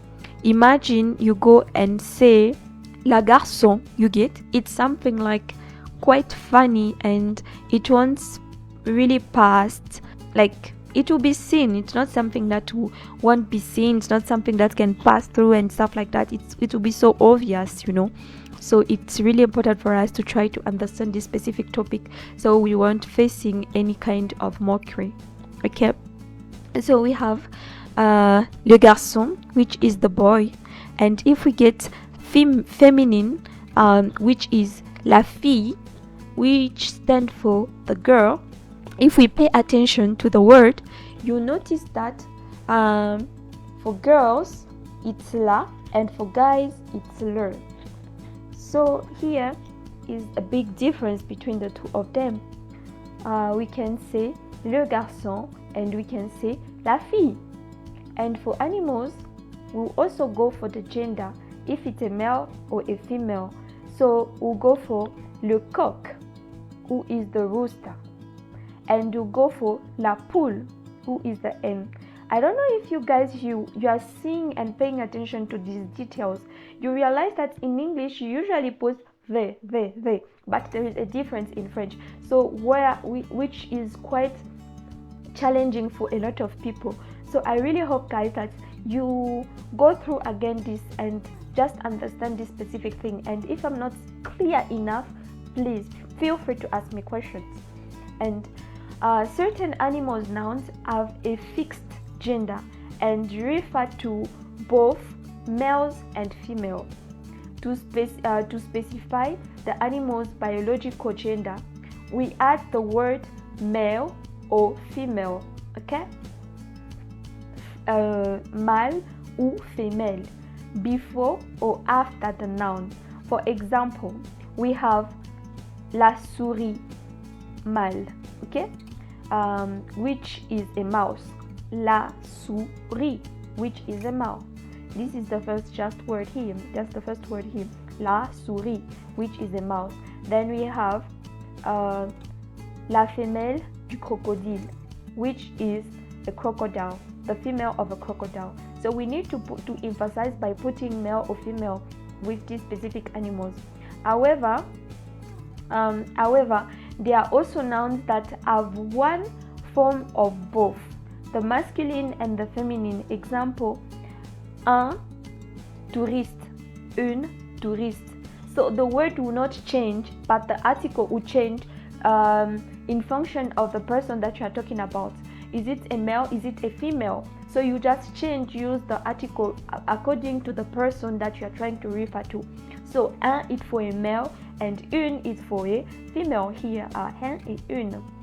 Okay, so just here we have cheval. I don't know if we remember, we pay attention to the fact that it's HL, which is a masculine word. Okay, cheval. Then we have chien, we have chat, we have mouton, we have vache, we have âne, we have cochon, chèvre, pig, et nous avons aussi we have chèvre, which is here, chèvre is here, which is a goat, and you have cochon, which is a pig, and you have grenouille, frog. Just try to memorize and know these my word. It can help you a lot. And French family, for the person you have we have the family, les enfants, children, le père, father, la mère, mother, les parents. One thing that I think we should pay attention to is this one here, just here, les parents. So what you notice is that whenever you put a male and a female and you want to talk about those two at the same time or at once, the article will favor the male than the female. And if it's plural, you put les, but sometimes you just generalize it and make it for male, even if they are male and females. So we have les grands-parents, which is grandparent. We have le frère, which is brother. We have la sœur, which is sister. La grand-mère, which is grandmother. We have le grand-père, which is grandfather. So please, once more guys, let us go through again and again. Do not forget, the mother of knowledge is repetition. I hope you enjoyed this session. If there is any question, any preoccupation, just feel free and send me a text. I'll try to see if I can do anything about it. Bye bye. Thank you. Bonjour, bonjour, bonjour. J'espère que nous allons tous bien. Je l'espère sincèrement. Okay, let us get into our topic today. We are still under the basic grammar concept, nouns and gender, which in this specific one session we are going to look at the job titles. Okay, certain job titles do not have a separate feminine form because they are already end in en or er. Example, we have a journalist in English, which is a journalist. So you can just put the article to specify the gender of the person or maybe the sex of the person that you are referring to. So you say une journaliste, un journaliste. So it's journaliste. Journaliste. Okay? Journaliste. Un libraire, une libraire. This is the person that works in a library, the librarian. So you just put the article to specify which one you are talking about. Une interprète, une interprète, un interprète, une interprète, un interprète. Okay, the one that translates. Interprète, translator. Une ministre, un ministre, une ministre, a minister.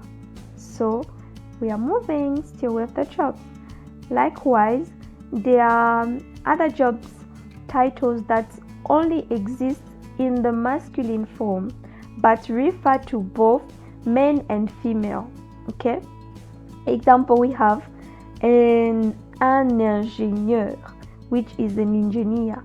Ingénieur, ingénieur. Une ingénieure, un ingénieur. professeur, une professeure, un professeur, une professeur, un professeur, which is a lecturer. Chirurgien, we have une chirurgien, un chirurgien, une chirurgien, un chirurgien, which stands for a surgeon, okay?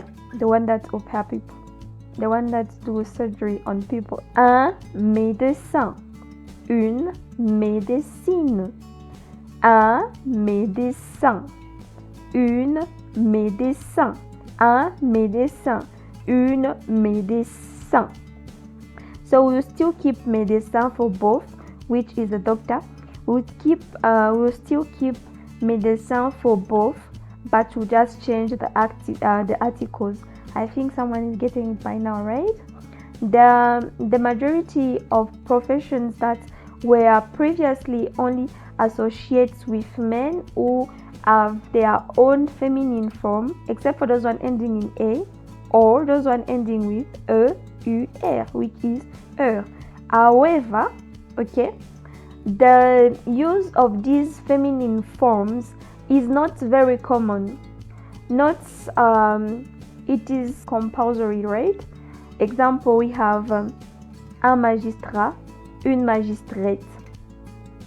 Un magistrat, une magistrate. So it's compulsory. You can use both to specify the feminine person, because these words usually in the history we didn't really find people exercising this kind of job. Okay, so we have un magistrat, une magistrate, une magistrate, une magistrat. Un écrivain, une écrivaine, une écrivain. So you can use both to specify the feminine. I hope we are really clear. Un écrivain, une écrivaine, une écrivain, which is a writer. Exceptions are un auteur, une auteure, un auteur, une auteure, un auteur, une auteure. Okay, a certain profession only exists in the masculine form grammatically, but describe both men and female. Okay, men and women. So we have example, un plombier, which is a plumber, un plombier, un mécanicien, un mécanicien. Likewise, there are some professions that only have a feminine form in French grammar. Example, we have finally, guys, you have been just talking about guys. Example, we have une sage-femme, une sage-femme, une hôtesse de l'air, okay? Une hôtesse de l'air, une femme de ménage. So masculine form and usually do not exist because most of the time there are women exercising this job, but now we can have guy also doing the same job. It's just time for it to improve. You know, French is an improving language, like it's a growing language. They usually add up word again and again and again. Some job titles only exist in the masculine because their meaning change when they are used in the feminine form.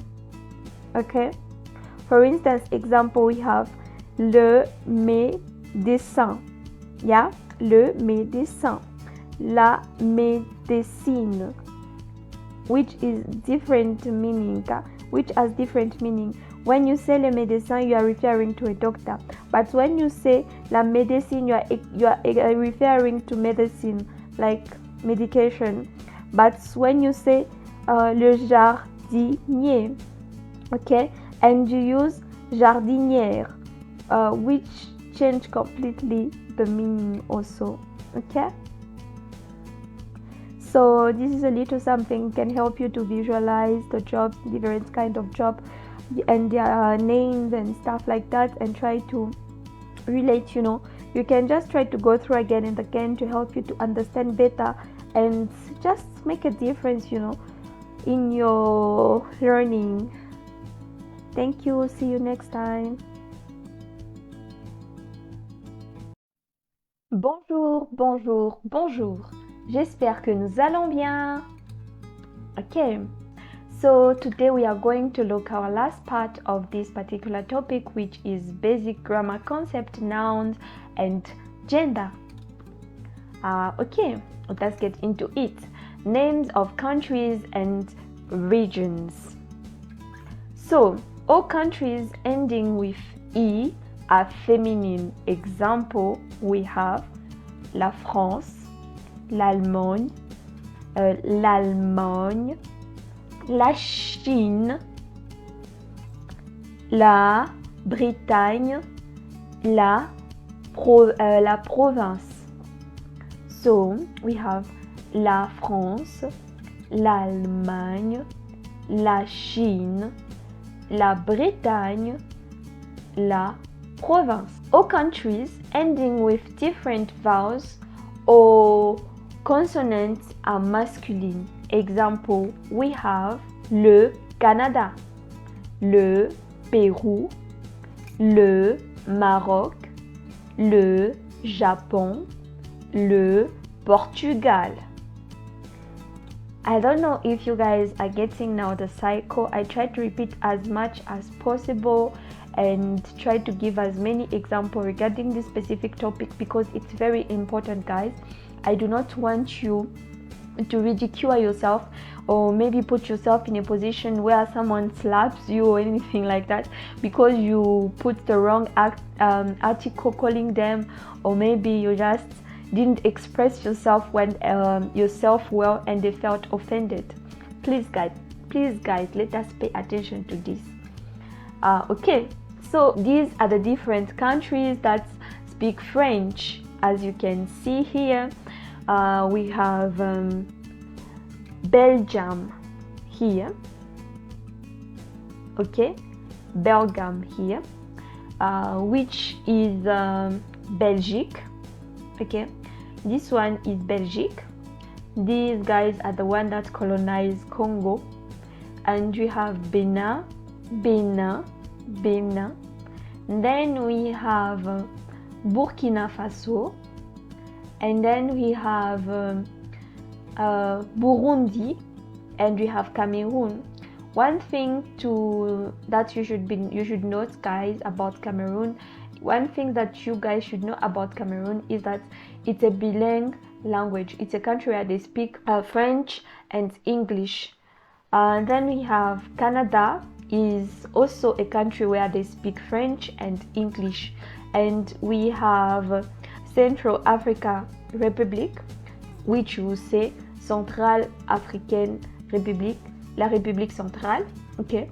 And one thing that is really funny, guys, and I had a challenge with, I would like you to just pay attention to, which I usually used to do, is that I used to reverse word and I would sound so weird, and people used to ask me, why are you reversing words?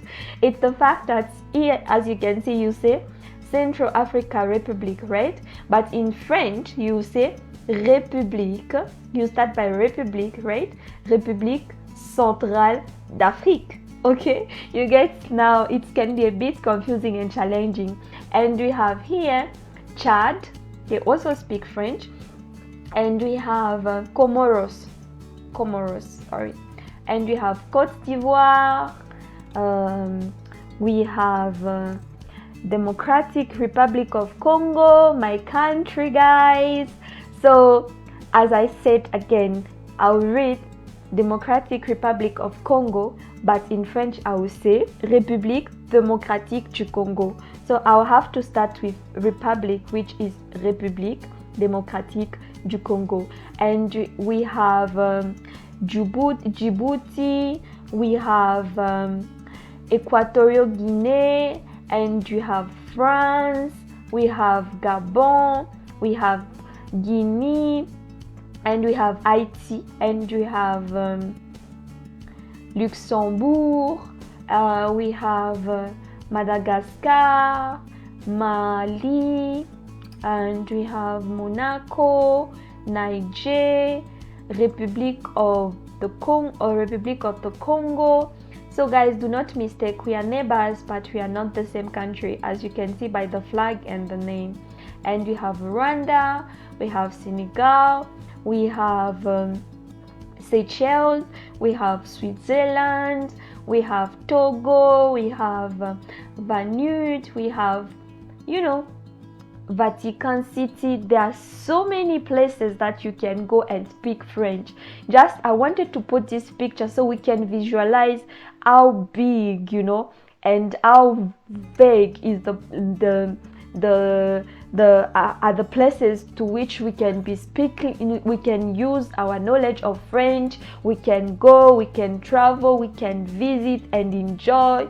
Some of us can go to Paris, which is the city of love. You find it in France, and you'll be able to express yourself.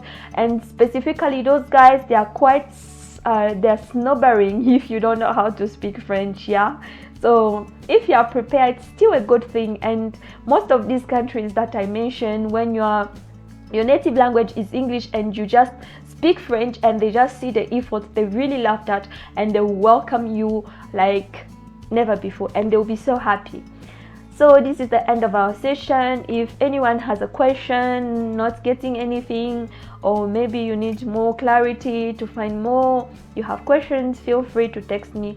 And do not forget, guys, repetition is the mother of knowledge. Okay, bye. See you next time. Bye-bye. For this specific topic, we are going to look at the basic grammar concept of verbs, which are verbs. Guys, so we all know that these classes that we are taking are for beginners. So I tried to give you a brief view of this and not make it the way it's supposed to be, very bulky. This is a very, very bulky topic, and it can be very confusing for people which are just trying to learn French, So I'm just giving it like a squeeze, like a glimpse, so you have an understanding, and you have like a knowledge about it, but a real understanding can be there only if you guys maybe try to do more research, or maybe you decide to take the next class that will be coming after this specific one, which won't be for beginners. So we'll go deep into it and help you to understand, because this is what make a lot of people not to speak French correctly, or because of the verbs. They are very wild, and there are many tenses that times that you guys do not have in English, and it's very complicated. I won't lie on this one, because it's still complicated from some French native. So guys, please, I'll take it slow. I'll try to make it as short as possible, so and clear as possible, so it can help us to have an idea. Okay, let us get into it. What is a verb? Le verbe, verbs, are doing word. They express an action performed by a subject of a sentence, a noun or a pronoun. In addition to physical actions, verbs can also describe processes, concepts, states, and thought.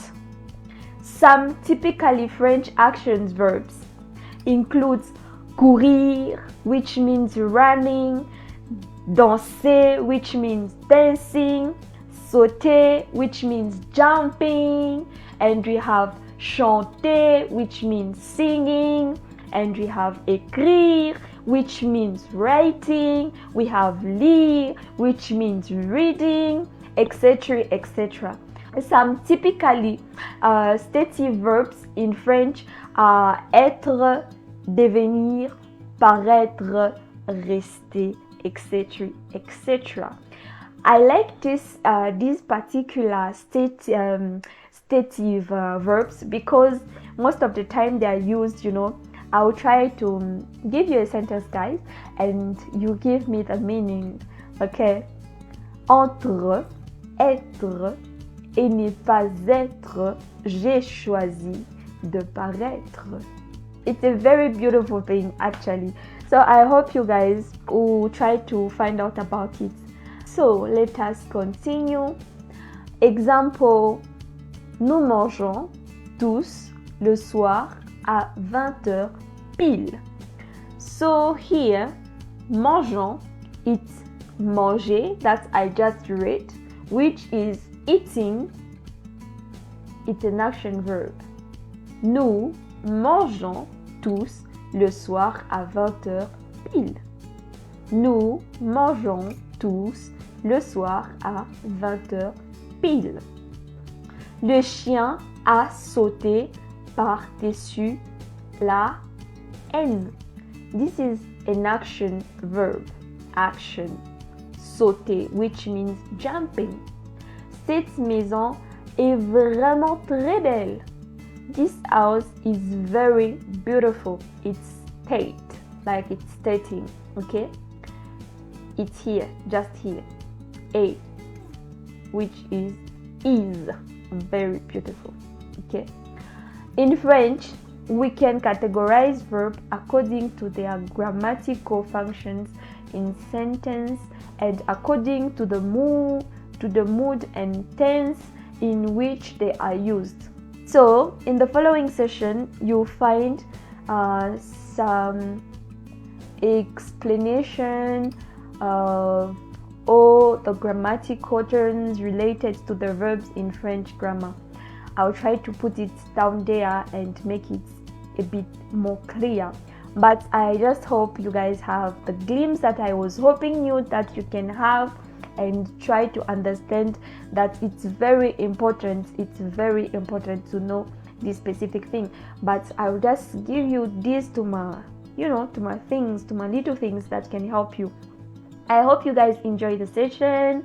So I don't know if you guys have realized I'm trying to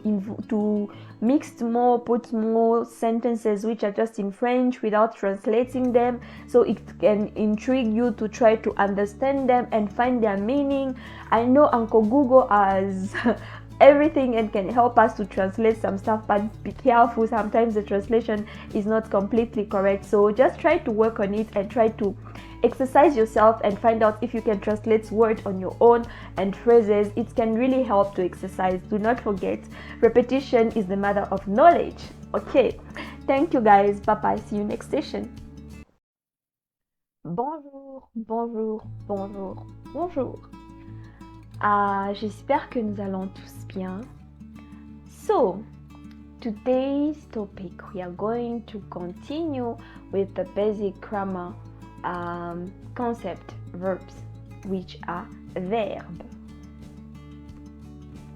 So, action verbs are stative verbs in French. We can categorize French verbs into three main categories: action verbs, les verbes d'action, and stative verbs, which les verbes d'action and stative verbs, which are les verbes d'état. Just here, les verbes d'action, les verbes d'état. Les verbes d'action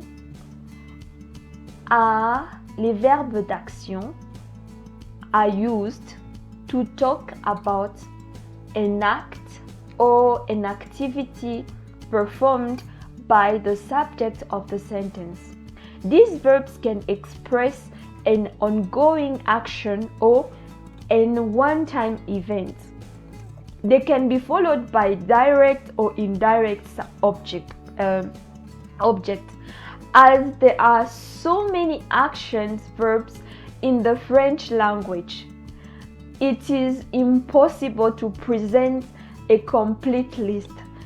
So, some of the most common action verbs in French include faire, bouger, manger, jardiner, nager, manger, écouter, regarder, apprendre, discuter, donner, partager, acheter, chercher, trouver, etc., etc. They are quite a lot, quite a number. So they are quite a number. and I hope you guys will try to find out what are the meanings of these words that I just mentioned. Example, Cyril court plus vite que Thierry. Okay, just this one, the first one. Cyril court plus vite que Thierry. Pauline fait la sieste dans le jardin. Pauline, just here, it's a name. Pauline fait la sieste dans le jardin. Le verbe faire, okay? The verb faire is accompanied by the direct object of the sieste. Okay? Le professeur donne un conseil à l'élève. The verb donner is accompanied by direct object, which is un conseil, and an indirect object, which is à l'élève. Okay? I hope it's clear on this one. Verbs are quite complicated, like I mentioned that I said that again. Le verbe d'état. Stative verbs show that the subject has a particular characteristic. They express a state or manner of being, a change of state or the transformation of one thing or a person into something else. They do not express actions, nor do they give information about duration. Okay? They do not take direct or indirect objects, but are often accompanied by attributes, extra information such as nouns or adjectives. The stative verbs in French are être, paraître, sembler, devenir, demeurer, rester, avoir l'air, passer pour. Example, which is example in English. Ces touristes semblent perdus. Okay? Ces touristes semblent perdus. That tourist look lost. Je suis mécanicien. Nous sommes restés à la maison toute la journée. I don't know if it's clear. So the first sentence is saying that this tourist is lost. Look lost. So it's really important that we really try to understand that they do not express action, nor do they give information about duration. So we do not know for how long that tourist was lost, and they do not take direct or indirect objects, but are often accompanied by attributes or subjects or nouns or adjectives. The person who is lost is a tourist. So here the noun is the tourist, and the being lost is the verb. Okay? So we have some stuff here I try to collect for you guys, so you can try to go through them and try to understand and read them and see how it can be helpful to you guys. I really hope it can be helpful, and try to read them and again and again and again. So I have more here. I have the verb to be. I try to just give you the first like the present tense, which can help you, and we'll try to find out if you guys are up to take more. You can eat more, because I cannot give you a lot of things at once, and I really try to make this specific video less than 10 minutes, so you guys can go through again and again. Feel free to ask me if you have any question, and I'll try to help you on that. But guys, remember, the mother of knowledge is repetition. Okay, thank you. Bye guys. I hope to see you in the next session. Bye. Bonjour, bonjour, bonjour. J'espère que nous allons tous bien. So we are still in our topic, the basic grammar. basic grammar concept of verbs, which are verb. Okay, so let us get into it. There are three verbs groups in French, as we mentioned earlier. We can classify French verbs by their ending to make it easier to learn their conjugations. Group 1, verbs under ER, like ER. ER, I'm pronouncing it in French. The majority of these verbs have a regular conjugation, with the notability exception of aller. Aller is the verb going, just here. Example, manger, aimer, commencer, créer, penser, oublier. So we have group 2, verbs ending with ER, and their present participle is formed with ESSAN. Okay? Example, finir, finissant, réussir, réussissant, choisir, choisissant. I hope I'm making myself clear. Just for the sake of clarity, let me try to repeat myself.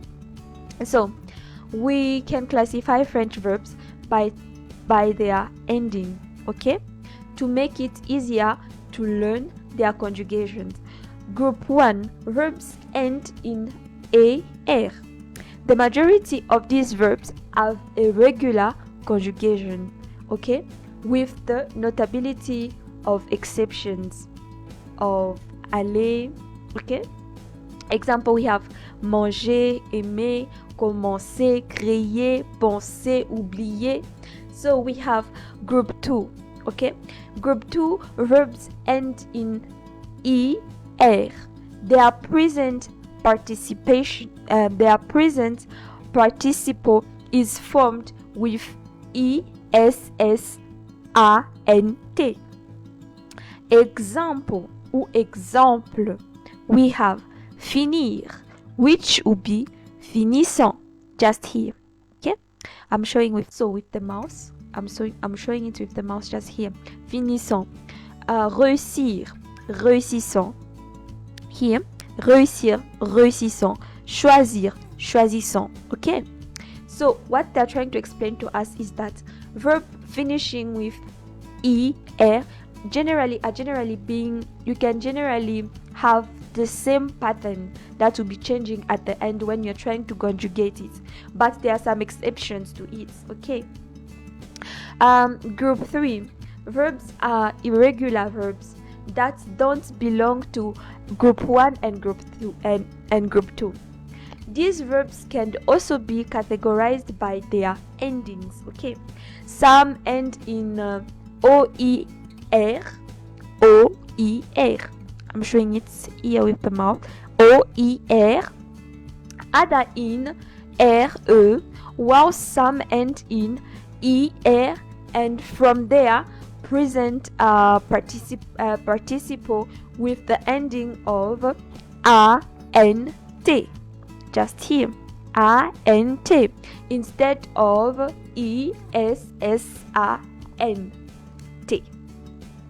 So example, we have pouvoir, savoir, voir, vouloir, prendre, croire, mettre, attendre, découvrir, découvrant, courir, courant, offrir, offrant. So we have a table here that can help us to understand better what I'm just from explaining. Okay, so you can realize that here the endings will be like similar, if you get the point here. ER, we have E, we have ES, we have we have we have ES, we have we have ONS, we have EZ, and we have ENT. Je chante, il chante, ils ont chanté, elles ont chanté, nous chantons, vous chantez, il, elle chante.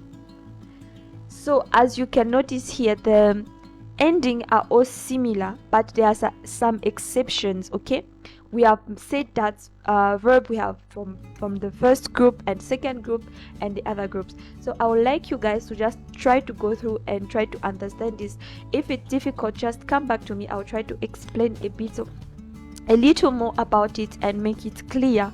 So yeah, but this thing, like I said before, it's a whole topic on itself. We need to go through and study it like as a particular thing on its whole.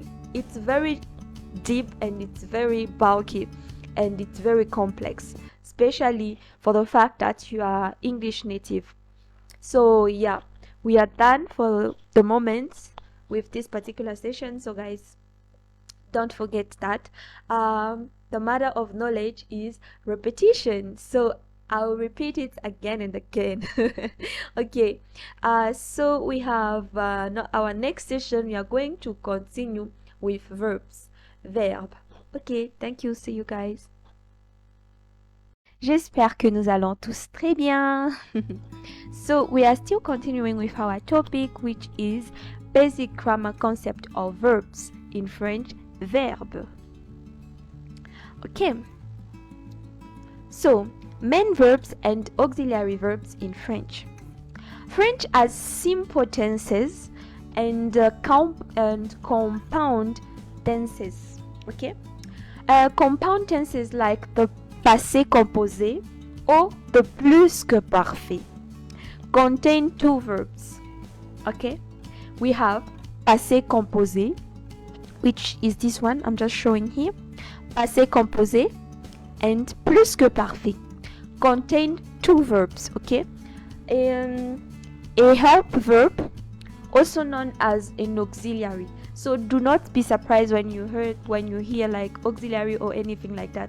It's just a verb that is there to support the main verb or give it more meaning or help it to have more sense and specify the time of the event or the fact or anything that was happening, and a main verb. Okay, so the French auxiliary, which we can say auxiliaire, les auxiliaires, are mostly avoir and être. Okay, these two, avoir and être. I think I gave you guys a place where you can go through these specific ones, which are to be and have. When forming the compound tenses, these verbs are the ones that are conjugated according to the tense and the subject. The auxiliary verbs are also negated when forming negative sentences. In a sentence, the auxiliary verbs comes first. The auxiliary verbs comes first and follow by the participle of the main verb. I hope it's giving to someone right now. So it's really important to learn how to use the auxiliary verbs correctly, because it can mess up the phrase and the sentences, and whatever you want to say will not have any meaning anymore if you just messed up these two. So we will look into it in the medium French classes. We will try to focus more on verbs and stuff like this. Example, we have the invité. Les invités sont arrivés en avant. Les invités sont arrivés en avant. Les invités sont arrivés en avant. We have arrivé en avance. Sont arrivés en avance. Sont is the auxiliary and arrivé is the main verb. It's just giving its meaning. The visitors have arrived. The visitors have arrived in advance. So the have is the auxiliary and arrived is the verb. Is the main verb.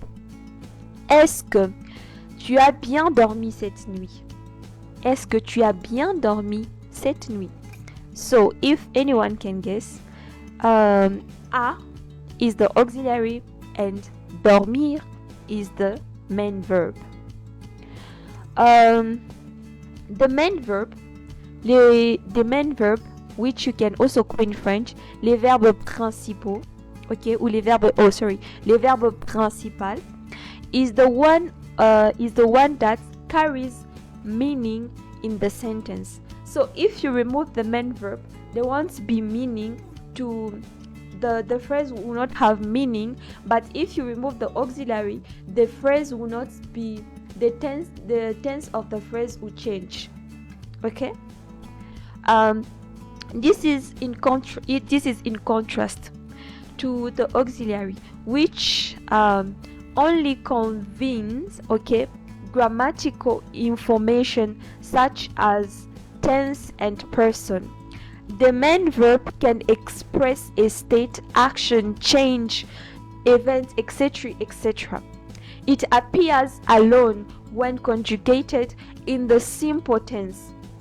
We have the present tense, the imperfect tense. We have, let me read them in French, le présent imparfait, passé simple, futur simple, conditionnel présent, subjonctif présent. So we have so many tenses in French. So sometimes you also wonder, is it even necessary?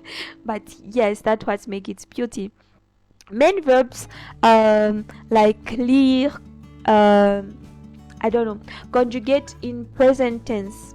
Okay, in the compound tense, the main verbs takes the form of the past participate and follows the auxiliary verb in the passé, recent, and the future approach. Okay, the main verb takes the form of the infinitive and follows the conjugated form of the verb venir and aller. So, like I said, if you do not pay attention, this one is tricky. Example, we have j'ai lu un livre passionnant la semaine dernière. Auxiliary, avoir, followed by the past participle of the main verb lire. Je viens de terminer mon livre passionnant. Infinitive of the main verb terminer after venir de. Okay, so just try to go through. You realize that it's really it can happen that the main verb and the auxiliary are the same, avoir and être. So it's a complex thing, you know. Example, Simon a eu une bonne note. Avoir as in auxiliary followed by avoir as a main verb in the past participle eu. So you can just try to check out these my little things that I usually put for you guys to help you just to go through. Here you can see the main verbs are just here, and you have here some French auxiliary verbs, and I hope you guys go through this and enjoy it. Sorry I make it a bit longer, but yeah, just trying to make it clear. And if it's still not clear, just feel free to try and ask questions and see if I can help and make it better. Do not forget, guys, mother of knowledge is repetition. Okay, thank you for still being here. See you next time. Bye bye. This particular session we are going to look at the basic grammar of conjugaison.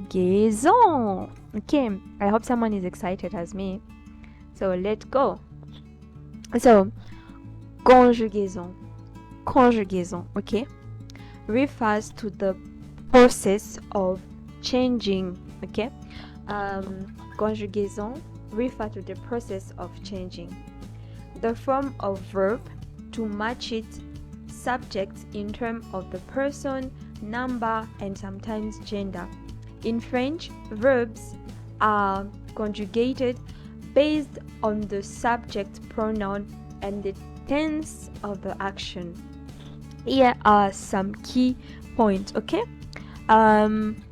We have subject pronouns. Subject pronouns here that we can mention and point out are French, like je, which is I, tu, which is you, okay, which are singular. Usually they are singular, not even usually, they are singular. And il, okay, let me show you with the mouse. So we have it here, right? Il, elle, on, which is usually which we can translate as he, she, on, or something like that. Then we have nous here, nous, which can be translated as we, vous, which can be translated as you, but this one is plural for many people, okay? And il, elle, which is they. Regular verbs conjugation. So most verbs in French follow regular conjugation patterns based on their infinitive ending, which we talked about in the previous slide. ER, ER, ER, O, R, E, which is R, E. So I don't know if you guys noticed that things keep on coming back. That's why I keep on asking and insisting that you should be trying to go through again and again and understand one session before moving to another one, and try to at least have a kind of understanding and what can I say, a knowledge, about it before moving, because everything is built up like on the precedent one. It's really important. That's why I really ask you guys to go through again and again. So example, we have present tense, okay? For the verb parler, which is to speak. Parler. Je parle. I speak. Tu parles. Il parle. Elle parle. On parle. Nous parlons. Vous parlez. Il parle. Elle parle. So the difference between il to the singular and plural is il, okay, and here it's il, like you make it lighter, elle, okay. And most of the time, to find out the difference, it's by the following word. For instance, il parle, elle parle. Il parle, elle parle. So you understand and get the following part by writing, by paying attention to the person who is saying. You pay attention to details, maybe like there are a lot, there are few, so you know how to make the difference between the two of them. Yeah. So here is something that can help you guys. The French grammar, the subjunctive, and regular verbs, conjugations for for ER, IR, and RE verb. Then rules: take the present tense, 3-person plural ending, and add on the ending, okay? So most of the time, you just put it into your head. When you're talking about one person, most of the time you have I at the end. Je, I, it's just him. Je, I, tu, is, il, elle, I, nous, I, o, n, s, vous, I, e, z, I, l, s, I, l, l, s, e, n, t. Okay. So you have it here and some example down. I hope you guys will try to go through, try to write, try to memorize, try to speak. It's really important. And if anything is not clear, you have questions, you want better understanding or anything like that, just feel free to talk to me. And once more, guys, remember, the mother of knowledge is repetition. Let us go through again. Okay, so I hope we are all excited. We are still under the same subjects. Next session, I hope we are moving together, guys. Okay, bye bye, see you. Bonjour. Que nous allons tous très bien. So today we are still continuing with our topic, right? We are still under the basic grammar concept, conjugaison. Irregular verbs, conjugaison. Okay, irregular verbs, conjugaison. Some verbs have irregular conjugations and don't follow the regular pattern. I think we talked about this. It's just repeating itself and explaining more about it. Example: present tense. For the verb être, which is to be, je suis, I am, tu es, il est, elle est, nous sommes, vous êtes, ils sont, elles sont. Okay. Then you have tenses, right? French verbs can be conjugated into various tenses, including present, past, past composé, passé composé, imparfait, future, conditional, and more. So there are so many tenses, and most of them have their own rules and stuff like that. That's why I keep on emphasizing that it's important for us to really try to understand just these basics that I'm trying to give. And if you want to continue learning, we'll go deeper into it and it will take time and work a lot on these ones, because they are basically, if I can say, the mother and the foundations of how to speak a good French, you know. Example, we have passé composé. For the verb avoir, to have, j'ai, I have, tu as, you have, il, elle, on a, nous avons, vous avez, ils, elles, ont. I think I mentioned this, but just for the sake of reminding someone, I'll just try to repeat again this one that let me try to show it. Vous avez, this one can be used for singular and plural, but in a respectful manner to an elder, or maybe to your superior, or maybe to someone that you don't really know and you don't even know if they are elder than you, or maybe you just don't want to be familiar with them. You use this one, even if it's one person, and if there are a lot of them, you know, you still use this one, and yeah, in a respectful manner. Mood. Verbs in French can also be conjugated in different modes, okay, such as indicative, imperative, subjunctive, and conditional. So, understanding verbs conjugation is essential for constructing grammatical correct sentences in French. I'm repeating again myself. This is very important. It involves not only knowing the conjugation's patterns, but also recognizing irregularities and applying the appropriate form based on the subjects and the context.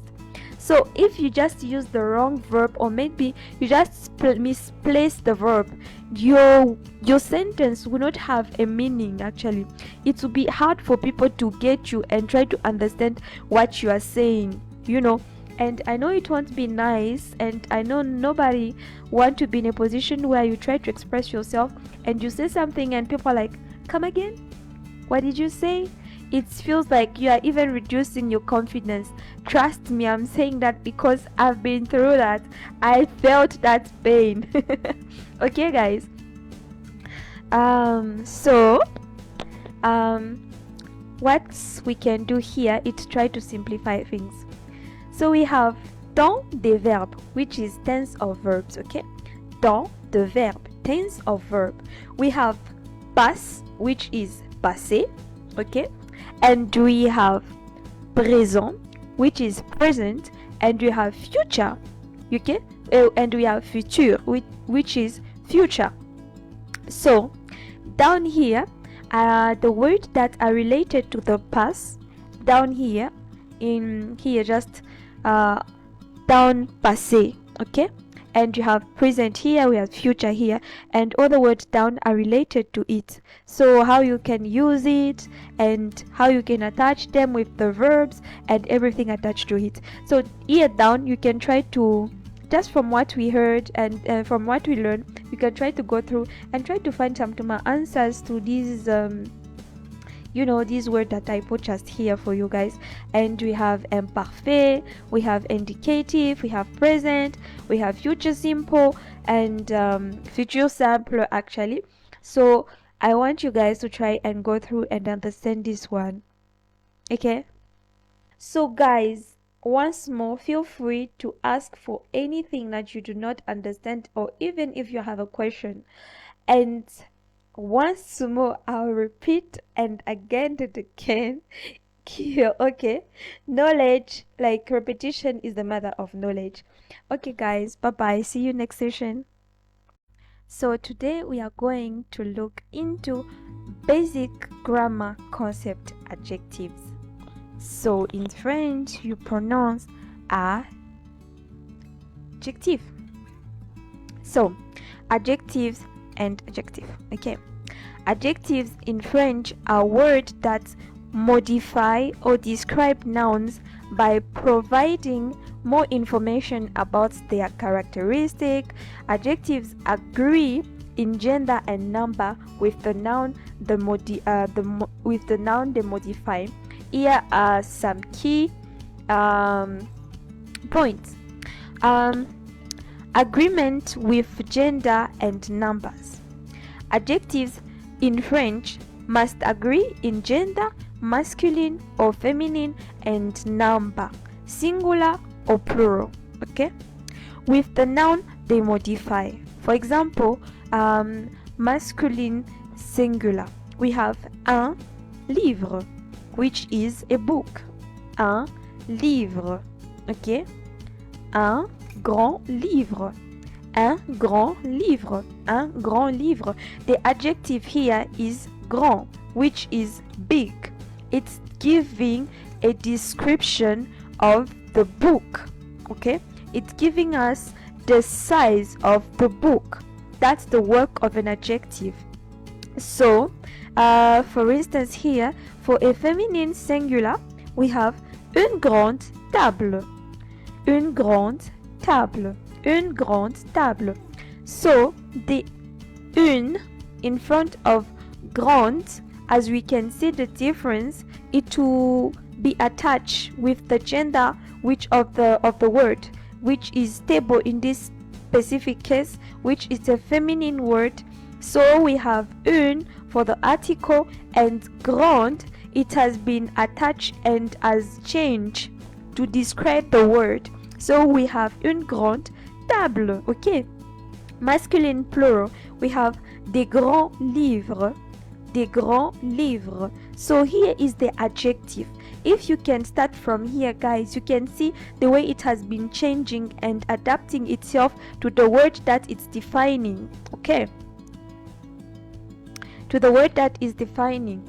And you have example here, feminine plural, des grandes tables, des grandes tables. If you just pay attention to the end here, it can really help you guys. Placement of an adjective. In French, adjectives usually come after the noun they modify, okay? They usually come after the noun they modify. And like in English, where they typically come before the noun. Example, okay? Most of the time, okay, they usually come after the noun they modify. we have example. Here is une voiture rouge, a red car, a red car. I think I mentioned to you guys the problem that I had with mixing, like not mixing, but shifting the position of the word. So most of the time, I think it can be a challenge for people that are starting to speak French when they are used to speak English, and if you are used to speak French and you just speak English. So you should pay attention to this one. Une voiture rouge, okay? Bags, adjective, okay? Some common adjectives known as bags, adjective: beauty, age, goodness, size, usually come before the noun, okay? There are always exceptions, as we saw in grande table et toutes ces choses là. It's an exception. So we have une belle fleur, a beautiful flower. When it's describing the beauty, the age, the goodness, the size, it's usually before the noun that is giving and is describing. And we have demonstrative adjective. Demonstrative adjective indicates with specific noun is which specific noun is being referred to and agree in gender and numbers. Example: ce livre, this book, okay? Ces livres, ce livre, ces livres. I don't know if you guys can feel the difference. Ce livre, ces livres, cette table, ces tables. Okay? You can see there. And we have position on multiple adjectives. When there are multiple adjectives modifying a noun, they generally follow the specific order: quality, quantity, opinion, size, age, shape, color, proper adjectives, okay? And I hope you remember we have bank adjectives, okay? Example: un grand livre rouge, un grand livre rouge. So here the adjective is grand and rouge. Now grand, because it's a bang adjective, I think we remember what is a bang adjective, right? It will be placed before the noun which is the noun which is livre, okay? And we have competitive superlative forms. Adjective can have comparative and superlative forms to express comparison. Example: comparative adjective, we have plus grand que, bigger than, plus grand que, bigger than. Superlative, which is le plus grand, okay? Le plus grand. Understanding how adjectives agree with noun in terms of gender and numbers is crucial for constructing accurate and meaningful sentences in French. It adds detail and specificity to the description of the noun. So here you have something that can help you: adjective qualificative, you have good, you have born. It's here just showing you, and the adjective possessive, just showing you what you possessed and stuff like that. If you can just try to go through, guys, it can help you. And yeah, this is the end of our session. I hope you enjoyed the session. Once more, if you have some questions, please feel free and ask. Okay guys, bye bye. So today's topic, we are going to talk about the basic grammar concept: pronouns. Okay, I hope someone is excited. The following are some fundamental pronouns in French. Remember to consider gender and numbers agreement when using pronouns. And do not forget, guys, practice is key.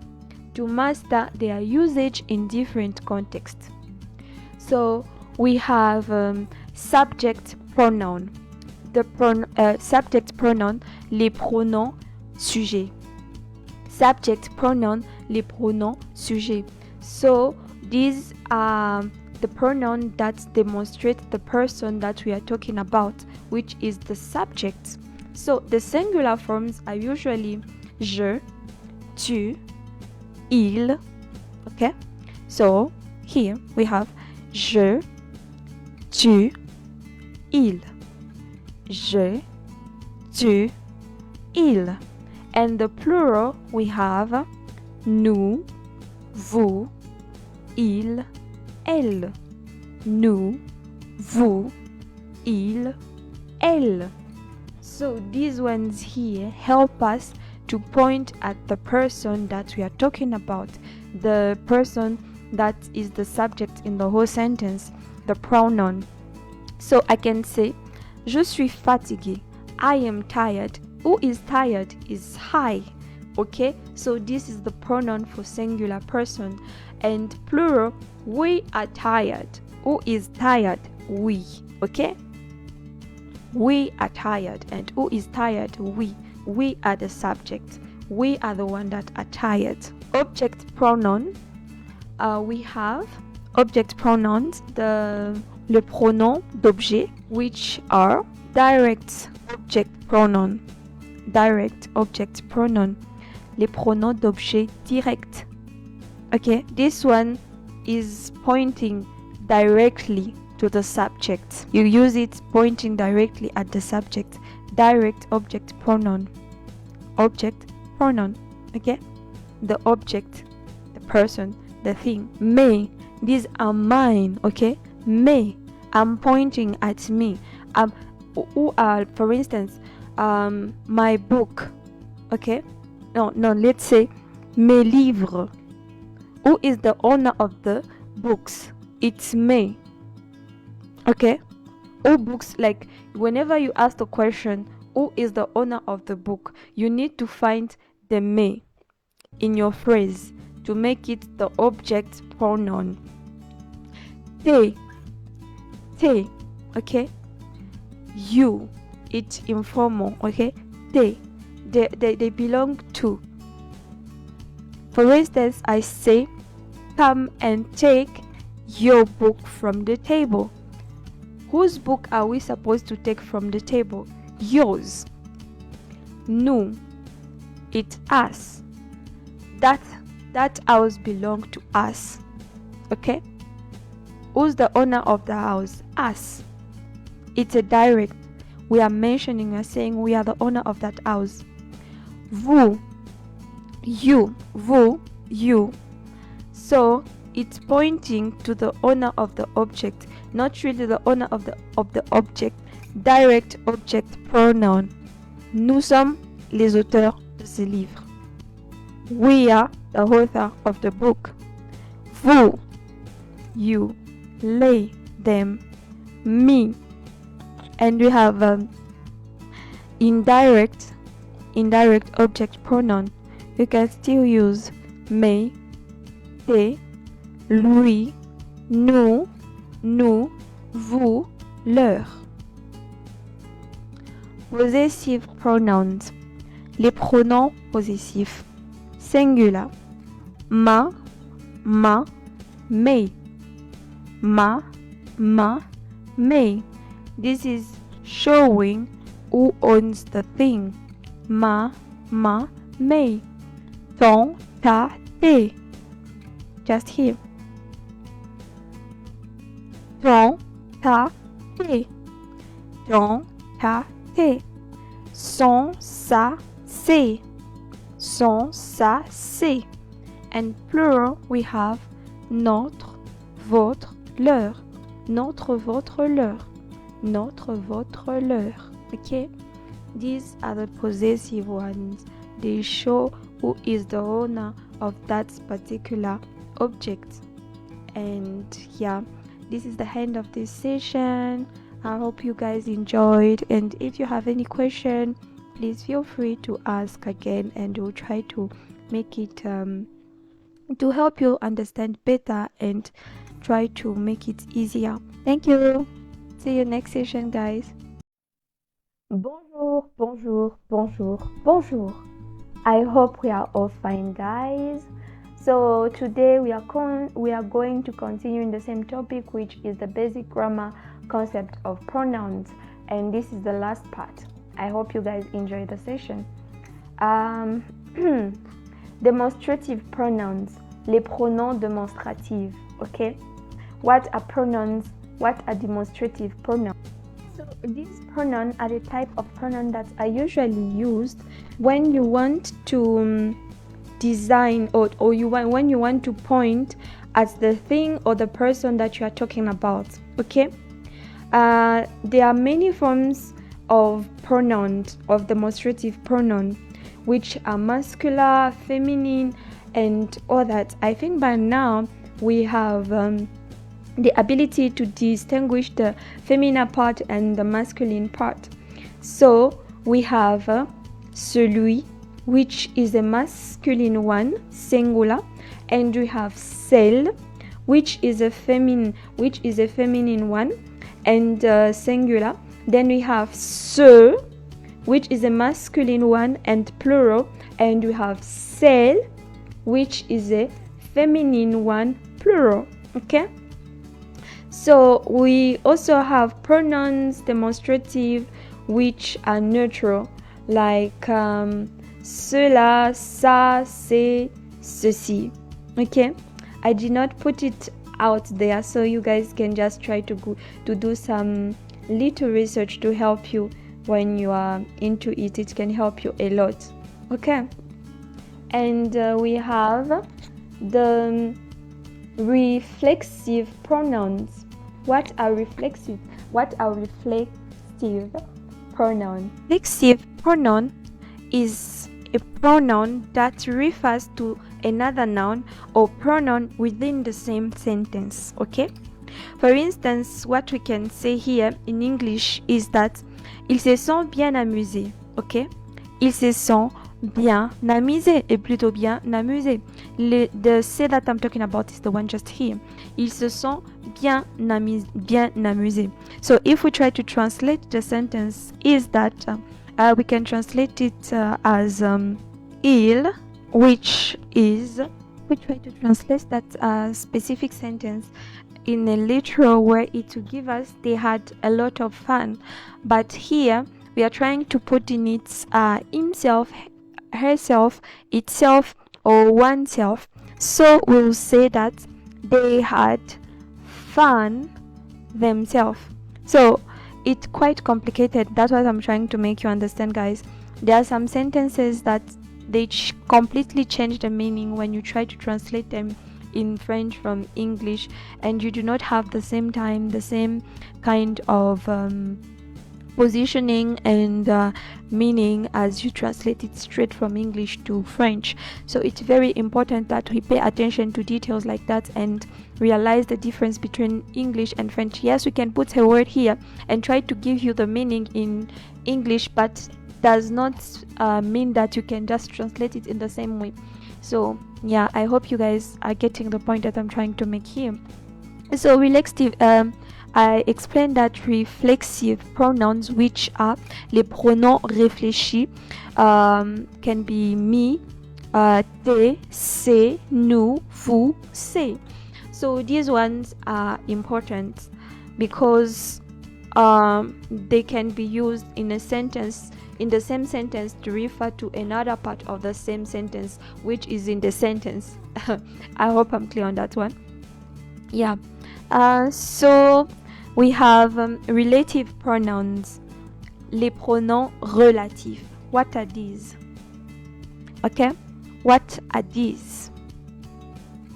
So relative pronouns are usually pronouns that repeat the noun, or maybe most of the time it will repeat the subordinate relative in the sentence to mention it and refer to it. Okay, for instance, the book that I said I will give you. Okay, le livre que je veux te donner. the book that, the book which I will give you. Okay, the book which I will give you is a very good book. Which, okay, is referring to the book. So these ones are usually antecedent of a noun or a pronoun. If you need to really pay attention to this. So guys, do not be panic if you do not understand this. I'm just giving like an overview of these things, but we need to go deeper into it in the intermediate French classes.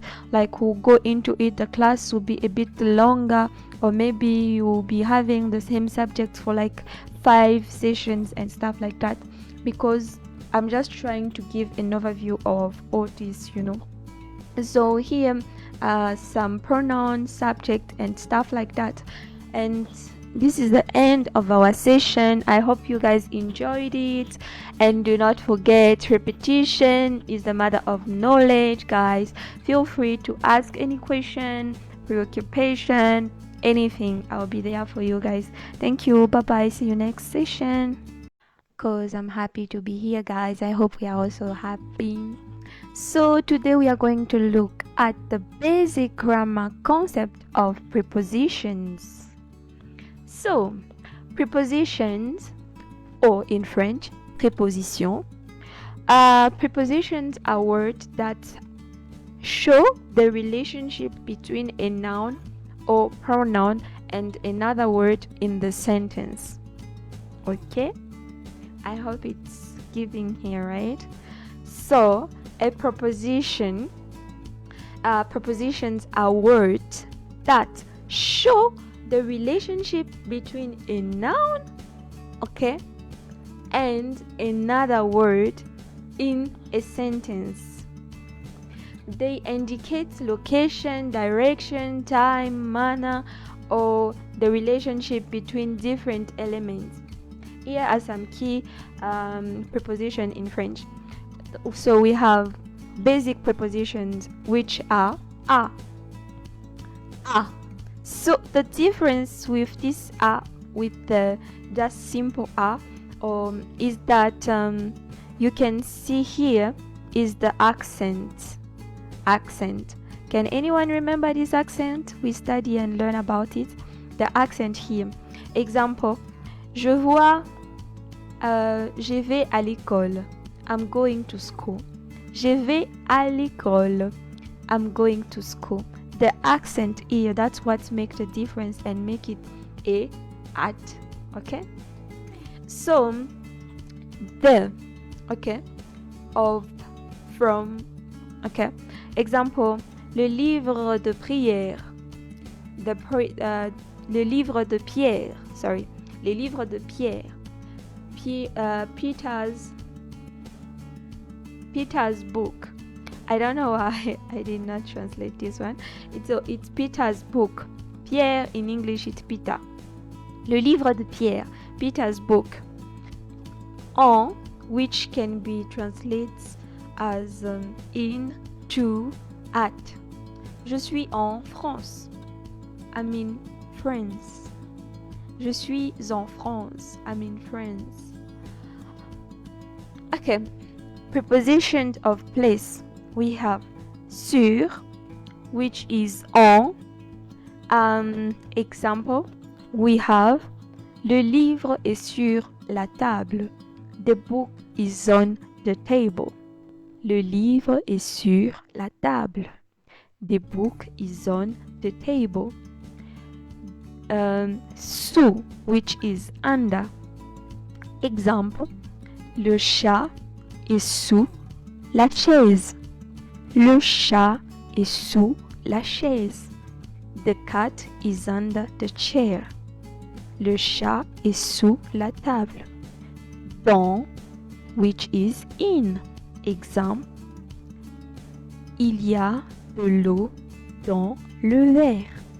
Il y a de l'eau dans le verre. There is water in the glass. There is water in the glass. And we have preposition of time. So you can use it as for a location and also for time.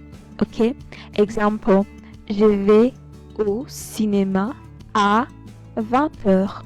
Je vais au cinéma à 20h. I'm going to the cinema at 8 p.m. Depuis, which means since. Example, we have il travaille ici depuis un an. Il travaille ici depuis un an. Okay, this one also can be used for location. He has been working here for a year. He has been working here for a year. He has been working here since like a year now. So, pendant, which means during. Pendant. Nous avons étudié pendant la nuit. Nous avons étudié pendant la nuit. We studied during the night. We studied during the night. Preposition of movement. We have vers, toward. Example, il marche vers la plage. He is walking toward the beach. Jusqu'à, until. Jusqu'à, until. Example, je vais rester ici jusqu'à demain. Je vais rester ici jusqu'à demain. I'm going to stay here until tomorrow. À travers, through. À travers, through. So, il a marché à travers le parc. Il a marché à travers le parc. He walked through the park.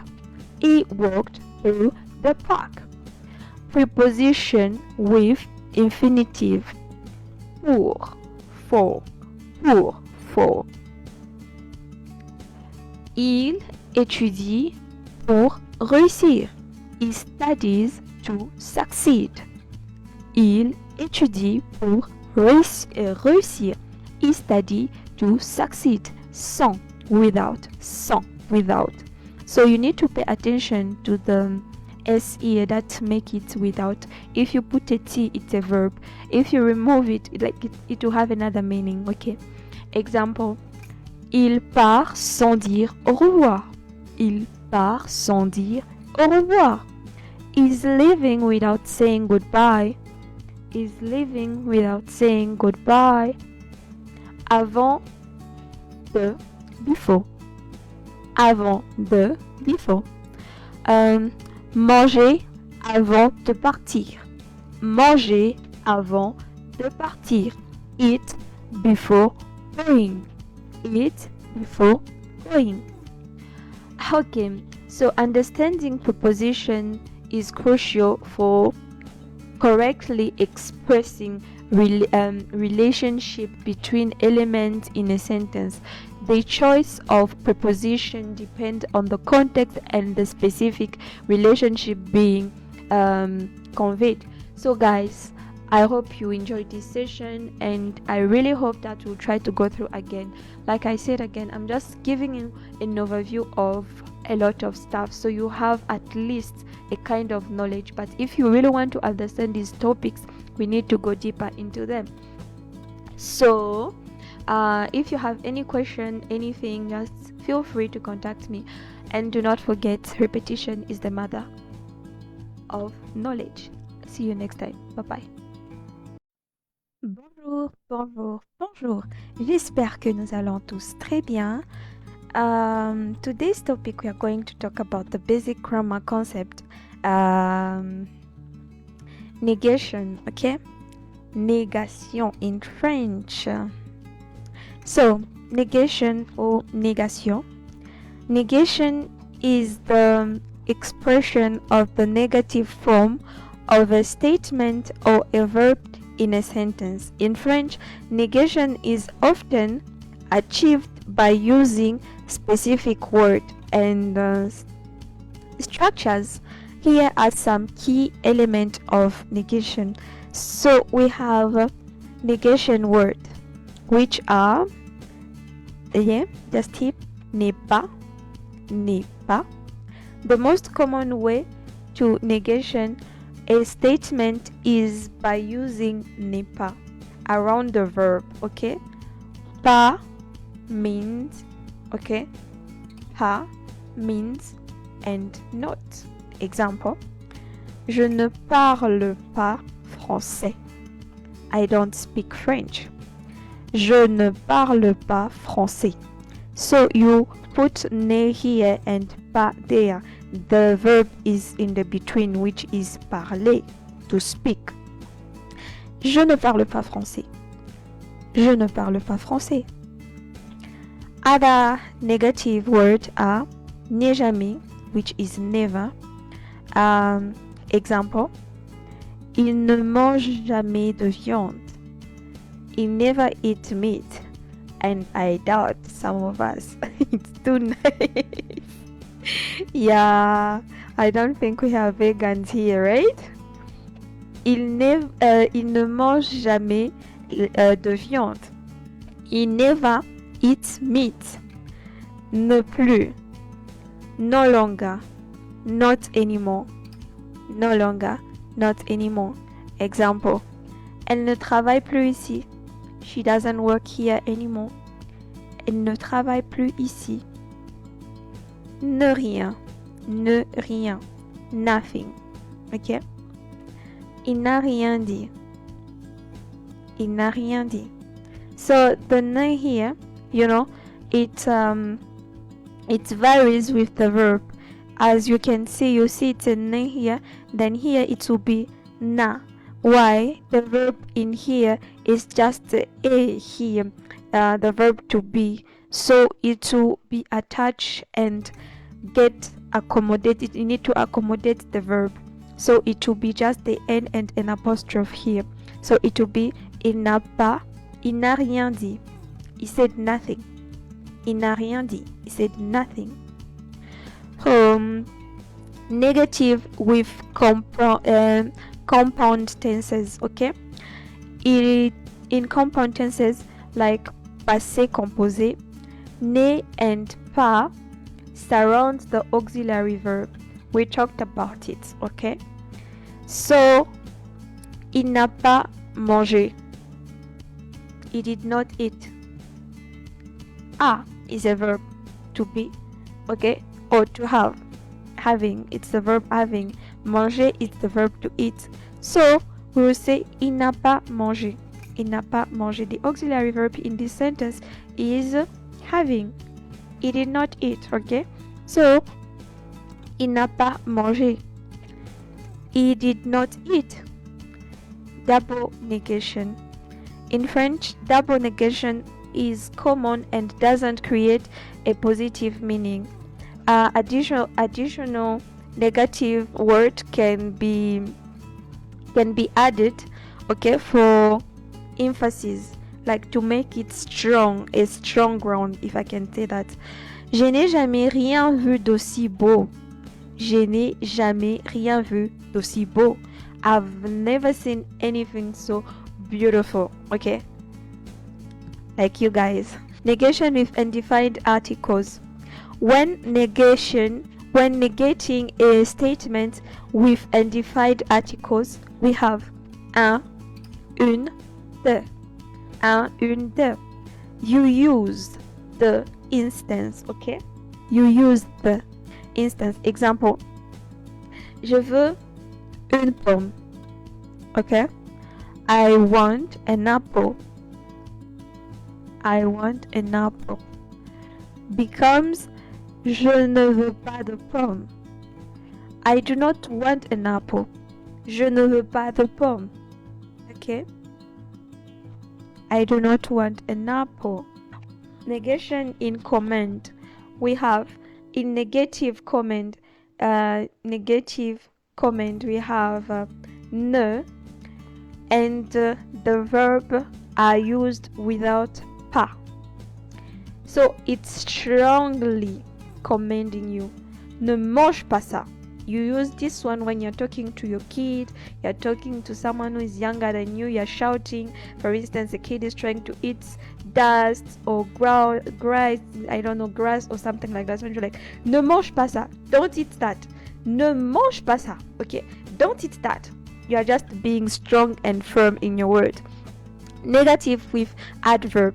When negatives and when they are verb that is modified by an adverb, ne and pas surround both the verb and the adverb. Example, il parle souvent. He often speak becomes il ne parle pas souvent.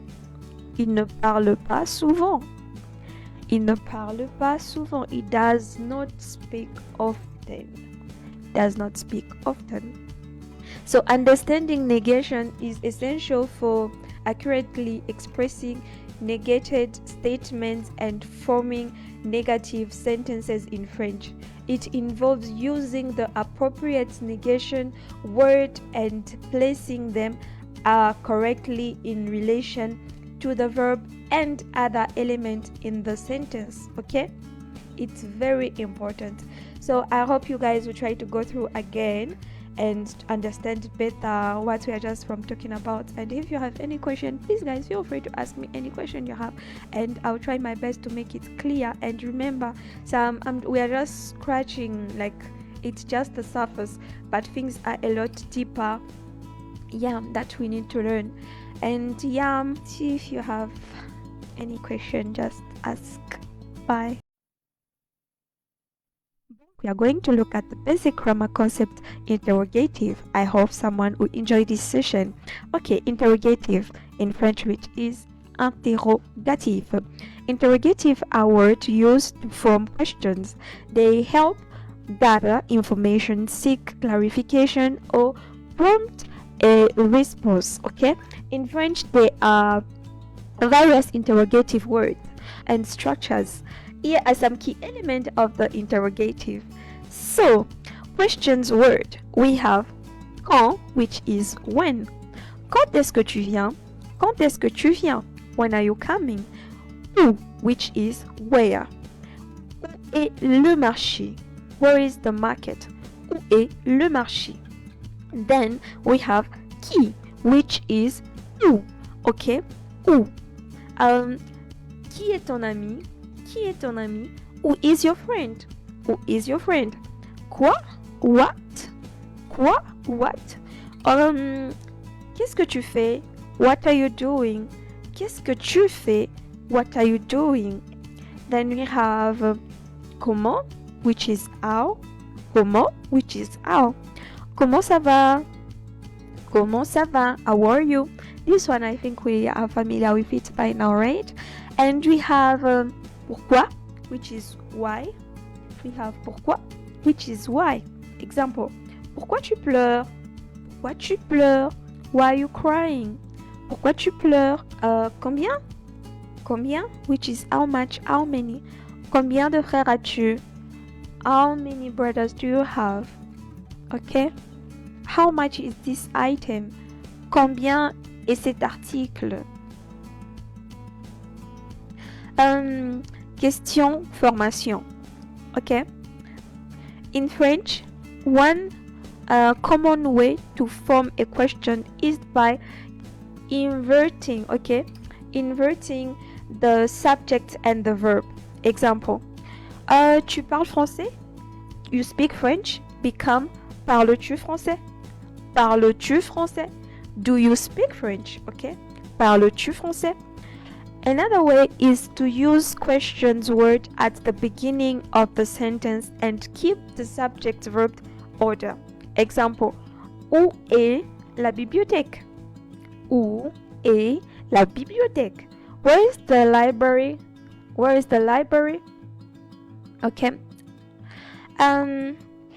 Qu'est-ce que? Construction. Okay. An alternative method to form questions is by adding est-ce que at the beginning of the declarative sentence. Example: tu aimes le chocolat? You like chocolate. Become: est-ce que tu aimes le chocolat? Do you like chocolate? Est-ce que tu aimes le chocolat? Do you like chocolate? Okay. Qu'est-ce que and qu'est-ce qui? Qu'est-ce que is used to ask about the object of the act. Okay.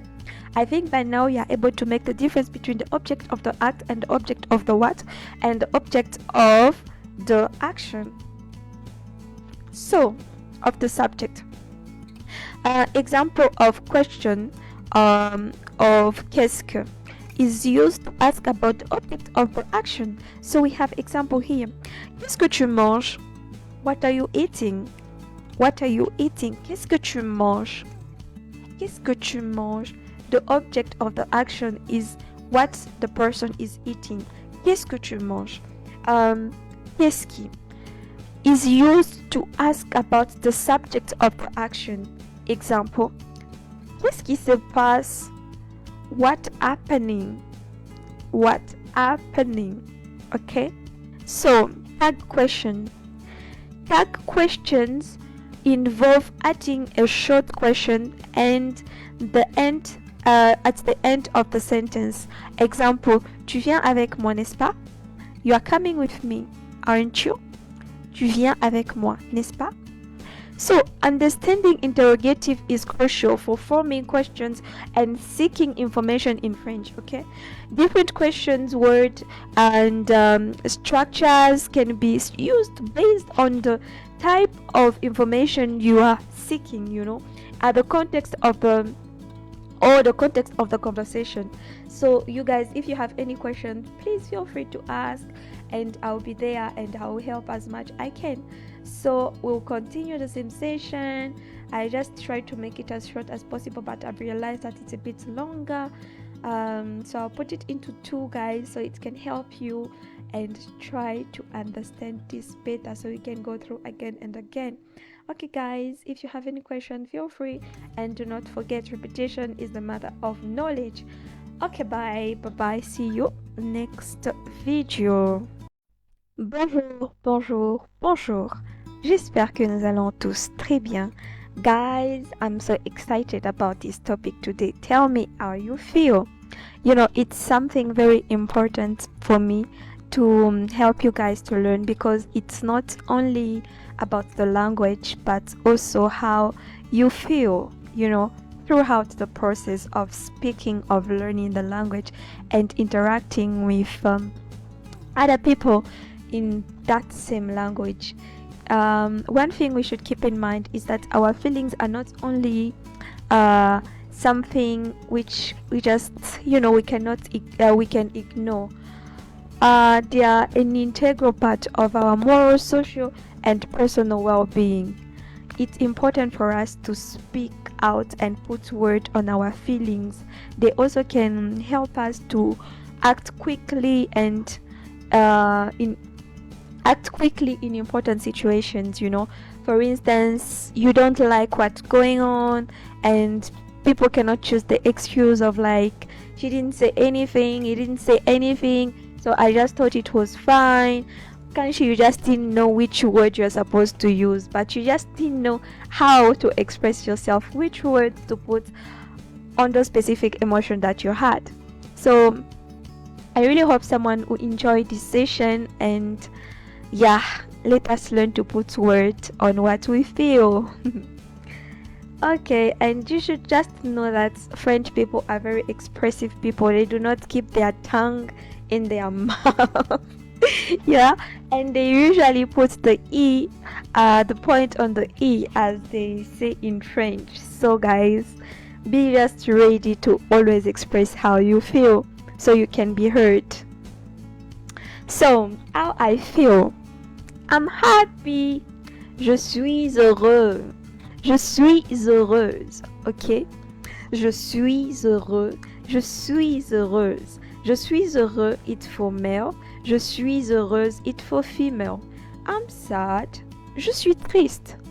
I'm sad. Je suis triste. I'm excited. Je suis excitée pour un male. Je suis excitée pour une femelle, like for a female. As we can see here, if we pay attention, most of the differences, you find them into the accent and the E when you want to make the difference between the female word and the masculine one. relaxed. Je suis détendu. For a male, without E at the end. For female, with a E at the end. I'm stressed. Je suis stressé. You know, when things are really overwhelmed and they give you a lot of job and a lot of work and it's just like, you know what guys, please stop. Je suis stressé. Like, je suis stressé. Okay? I'm stressed out right now. Please, not now. I'm confident. Je suis confiant. It faut male. Je suis confiante. It faut female. Je suis confiant. Je suis confiante. Je suis confiante that je veux réussir. Je suis confiante que je veux réussir. I'm confident that I will succeed. I'm surprised. Je suis surpris. It faut male. Je suis surprise. It faut female. Oh, je suis surprise. I'm tired. Je suis fatiguée. Je suis fatiguée. It's the same for male and female, but you just pay attention to details, which is E. Je suis fatiguée. Guys, I'm in love. Je suis amoureux. This is for male. Je suis amoureuse. This is for female. Je suis amoureuse. I'm bored. Je m'ennuie. Ouais, je m'ennuie. I'm bored. So, I try to put up things together, guys. There are more than these. I know there are a lot of emotions, so if we can just try to find out and learn them just for fun, just to be able, and for instance, we can just try to learn more and find out about the emotion or the feeling that you usually experience often, you know, that you often experience, that can help you to know it. So when you have to express yourself, you use it properly. And remember guys, repetition is the mother of knowledge. And if you have any question, any preoccupation, feel free to talk to me. And for this specific topic, even if you are going through something, just feel free to talk to me.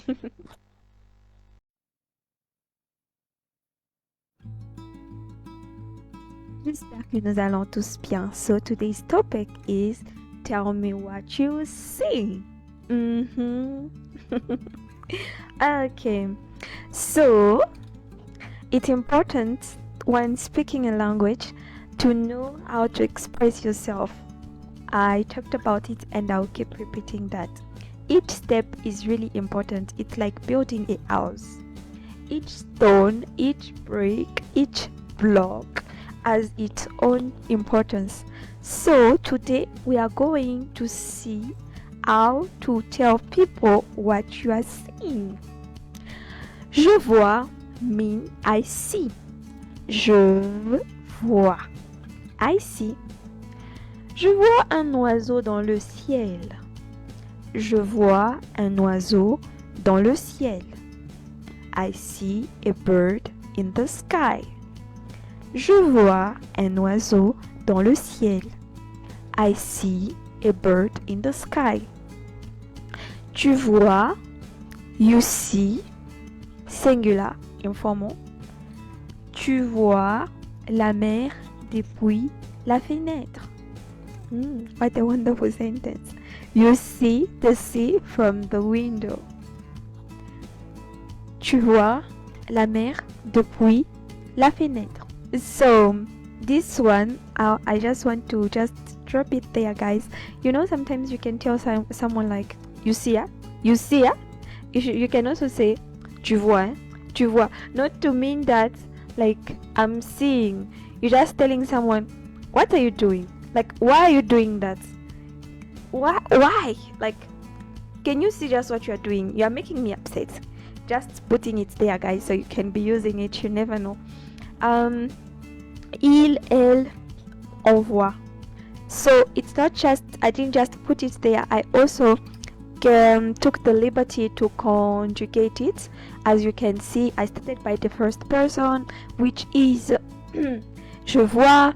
Then I went to the second person, which is tu vois. Then il, elle, on voit.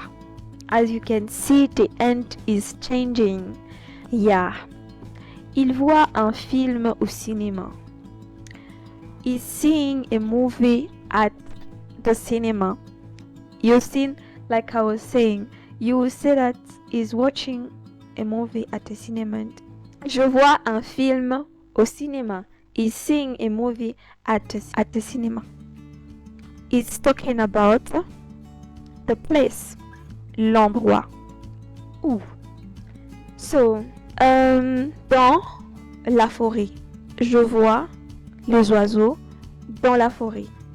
So, I'm seeing the bird in the forest.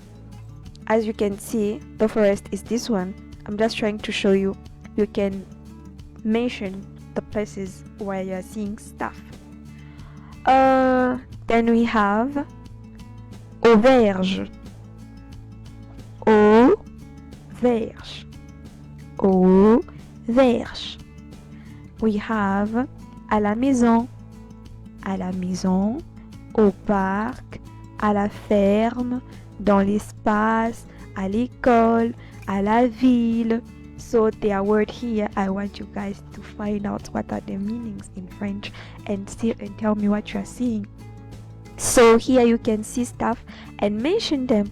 What are you seeing? I'm seeing a lamp. I'm seeing a bed. I'm seeing a woman. I'm seeing a towel. I'm seeing a bed. I'm seeing a doormat. I'm seeing a bag. So you guys now find out which one is which.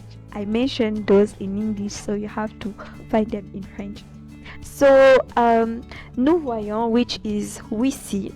Nous voyons des belles fleurs dans le jardin. We are seeing beautiful. We see beautiful flowers in the garden. Vous voyez? You see. Singular or plural form. You use it for singular when you're talking about an elder person than you, or you are talking about an elder, or you want to be respectful or formal. And vous, it's for plural. Vous voyez? La tour Eiffel. You see the Eiffel Tower. Il, elle voit. Okay, they see. Elle voit un arc-en-ciel après la pluie. Elle voit un arc-en-ciel après la pluie. They see a rainbow after the rain. The example demonstrates how the verb voir is conjugated in different form and how it can be used in phrases that expressing various things in different contexts, places, or etc. etc.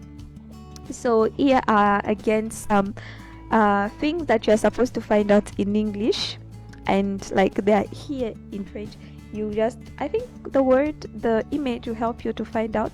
So you can say, I'm seeing stairs, which are escalier. I'm seeing la poignée, which is the handle. I'm seeing la table, which is the table. La télé, le canapé, le lecteur DVD. We just try to go through these. It can help us seeing, everything that you have in a room.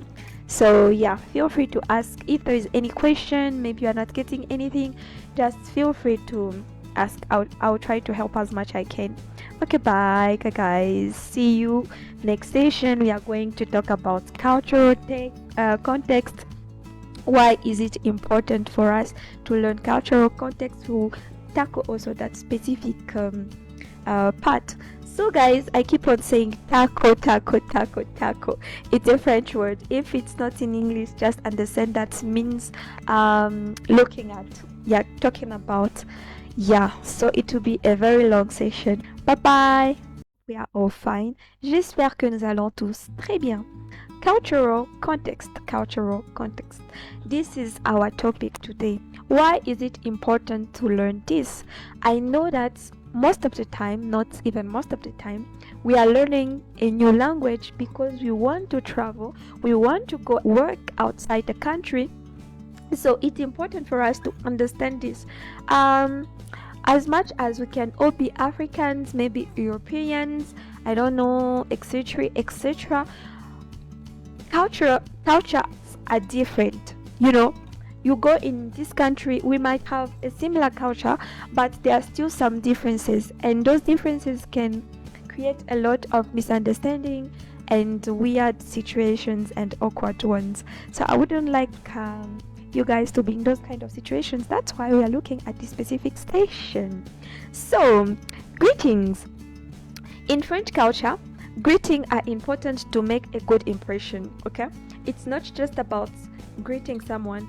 And when I came here in Zambia, it was difficult for me because people do not really greet a lot, and it was awkward. And if you ask a lot of people that's usually comes maybe from Congo and other stuff, it's one of the things that we noticed first. You guys don't usually greet. Okay, I'm not throwing a stone at you guys, I'm just trying to make you understand what we are talking about. When meeting in a business setting or with acquaintances, handshake and which are common, these things are common when arriving and leaving among friends and family, and popular greetings is a baiser. Okay, la bise, which is a kiss, la bise. So a kiss on both cheeks. Okay, people usually kiss 3, but it might vary with the region where you're coming from, but most of the time it's 3. And I used to get confused about this one. I think I mentioned it earlier. So to remove sunglasses and art when doing la bise, show respect by using titles like Madame, Monsieur. In verbal greetings, the title Madame is used to any woman regardless of marital status. Okay, in formal context or with elder, use last name and title until invited to use first name. Okay, academic titles should also be acknowledged in a formal setting before any conversation or request. People are like, I studied, bro, so give me the respect. Communication. In French culture, the way people talk depends on their social status, education, age, and where they are from. So we have what we call slang. So you realize that a lot of people speak French that's is slang, which we call argot. In English is slang. So you find it in some areas and not in some other areas. And you find the bourgeoisie, those people that speak correct French, correct manners and stuff like that. And recently you just find out that the slang is not just used among people of lower classes, but even among kids, young people and stuff like that. But even though the slang again used among young people from bourgeoisie is different from the other language. Okay guys, so pay attention. They usually communicate in French, but some may use regional dialect. French communication is direct. Which might seem rude to some, but the French see it as polite. They prefer controlled, they prefer to controlled debate over public disagreement, and often use logic in argument. They are not people that usually goes around the bush or stuff like that. They're like, no, they just give it straight to you guys. So, compliments are appreciated but are often met with humble denial. Oh, you look nice. Oh, really? Oh, I know, thank you. You're just trying to, yeah. So, formality is crucial. Using vous, formal, you is polite, while tu is informal. People don't play with that. So I remember when I came with my uncle here, we only there was that one lady who was working at my uncle's place, and whenever she would come, first of all, she didn't use to greet people. I think I mentioned that. And when she started finally greeting people after my uncle talked to her, now she'll come and say, how are you, sir? And my uncle be irritated because for him is saying comment tu vas instead of comment vous allez. So this is something that elder don't take lightly, and in professional areas also. So we should very pay attention to that.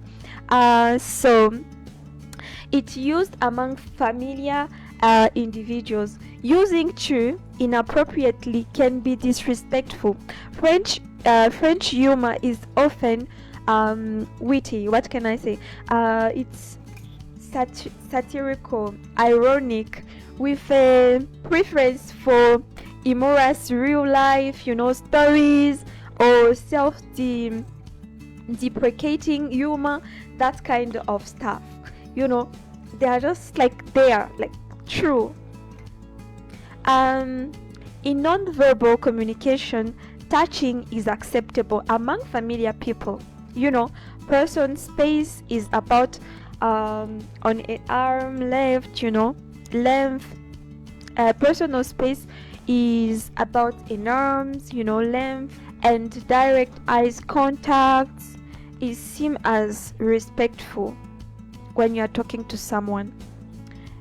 But do not stay at them for 10-50 minutes. But when you're greeting someone, it shows confidence and respect.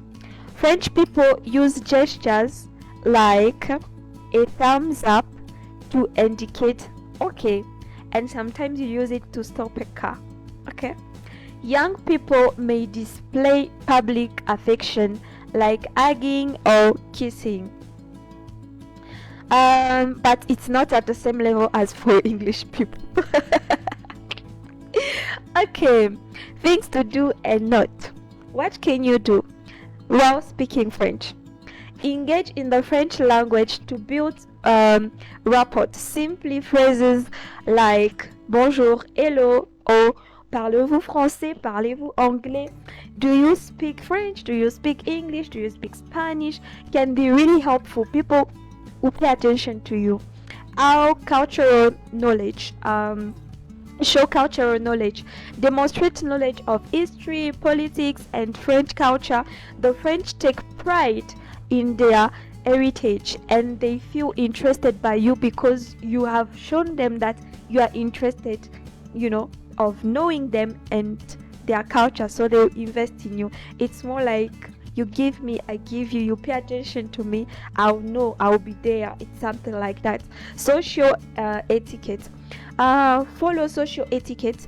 Addressing people by their proper titles and using polite language to avoid faux pas, which are mistakes, faux pas, mistakes.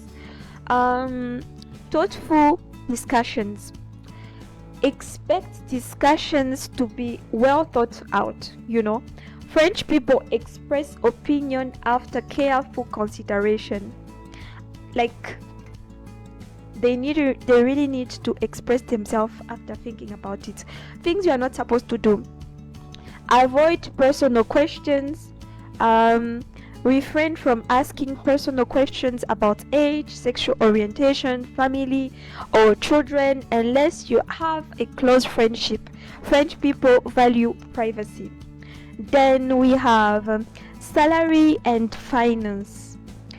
Never inquire about someone's salary or finances, it is considered highly inappropriate. Allow them to share if they wish, and avoid revealing your own salary unless appropriate. And there are some questions that people ask me sometimes. I'm like, and I realize that okay, you just have to answer. They don't think it's rude, And even if you have to ask these questions, there are ways to ask them properly.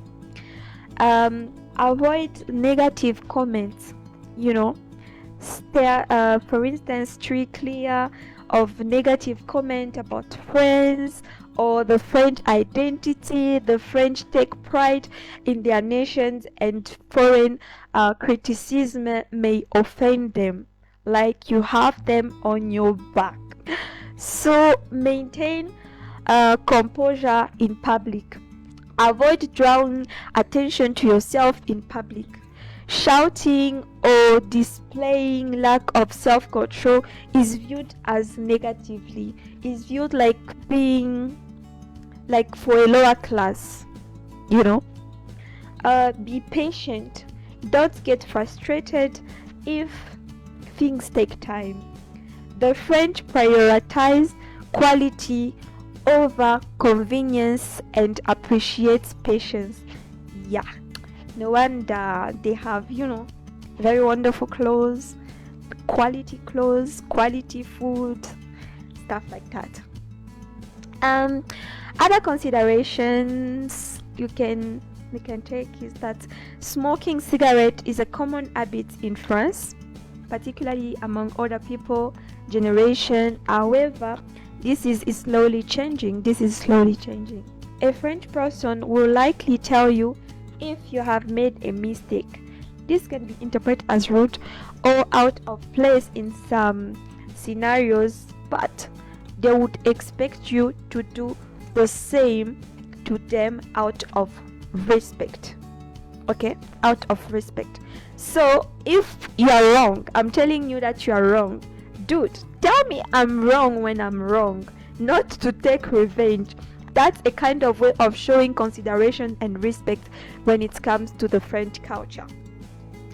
So business culture, meaning appointments are necessary, made in advance. You cannot just show up to someone's places without telling them that you are coming in the French culture. Okay? It's not possible. Avoid August and days around public holidays for meetings. Public holidays are mostly made for family, resting, and stuff like that. Make appointments in writing or by phone. Okay? Punctuality is valued. Offer business card upon arrival in English or French. Dress formally, respecting rank and order in a room. Okay? Meeting follow an agenda. Business conducted slowly. Decision making happen outside of the meeting. I think this one is also in English. Negotiations. Avoid confrontation behaviors. Prefer low-key presentation. Explain, like you need to explain proposal, allowing for analysis. Formalize agreement with comprehensive contract. Allow time for contract finalization. Relationships. Building personal business connections is vital. Focus on long-term partnership through face-to-face visit. Okay? Maintain natural trust and respect. Distinguish between business and personal relationship. Okay? We need to articulate on that one. So we have this one, which is communication. Emphasize constantly and formalities in communication. Good debating skill are appreciated. Direct eyes contact is important. French may seem direct. Discussions can be intense. Learn a few key phrases in French as a sign of respect. Consideration. Businesses are divided come from the top. Professionalism is crucial for acceptance. Hard work is admired, but workaholism is frowned upon. The typical working week is 35 hours. Business discussion during dinners are generally avoided.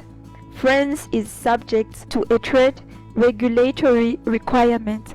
France ranks 33 on the Corruption Perceptions Index in 2017, indicating a moderately clean public sector. Okay, guys, I hope you enjoyed this session. It was just a little something to help you see and understand the French culture in different area and stuff, so you can have a picture before going there. Okay, guys, bye bye. See you for the last session. J'espère que nous allons tous bien. I hope we are all fine. So, this is our last session, but it's going to be a bit different. What I want from you guys, it's a letter. I want you to write a letter in French.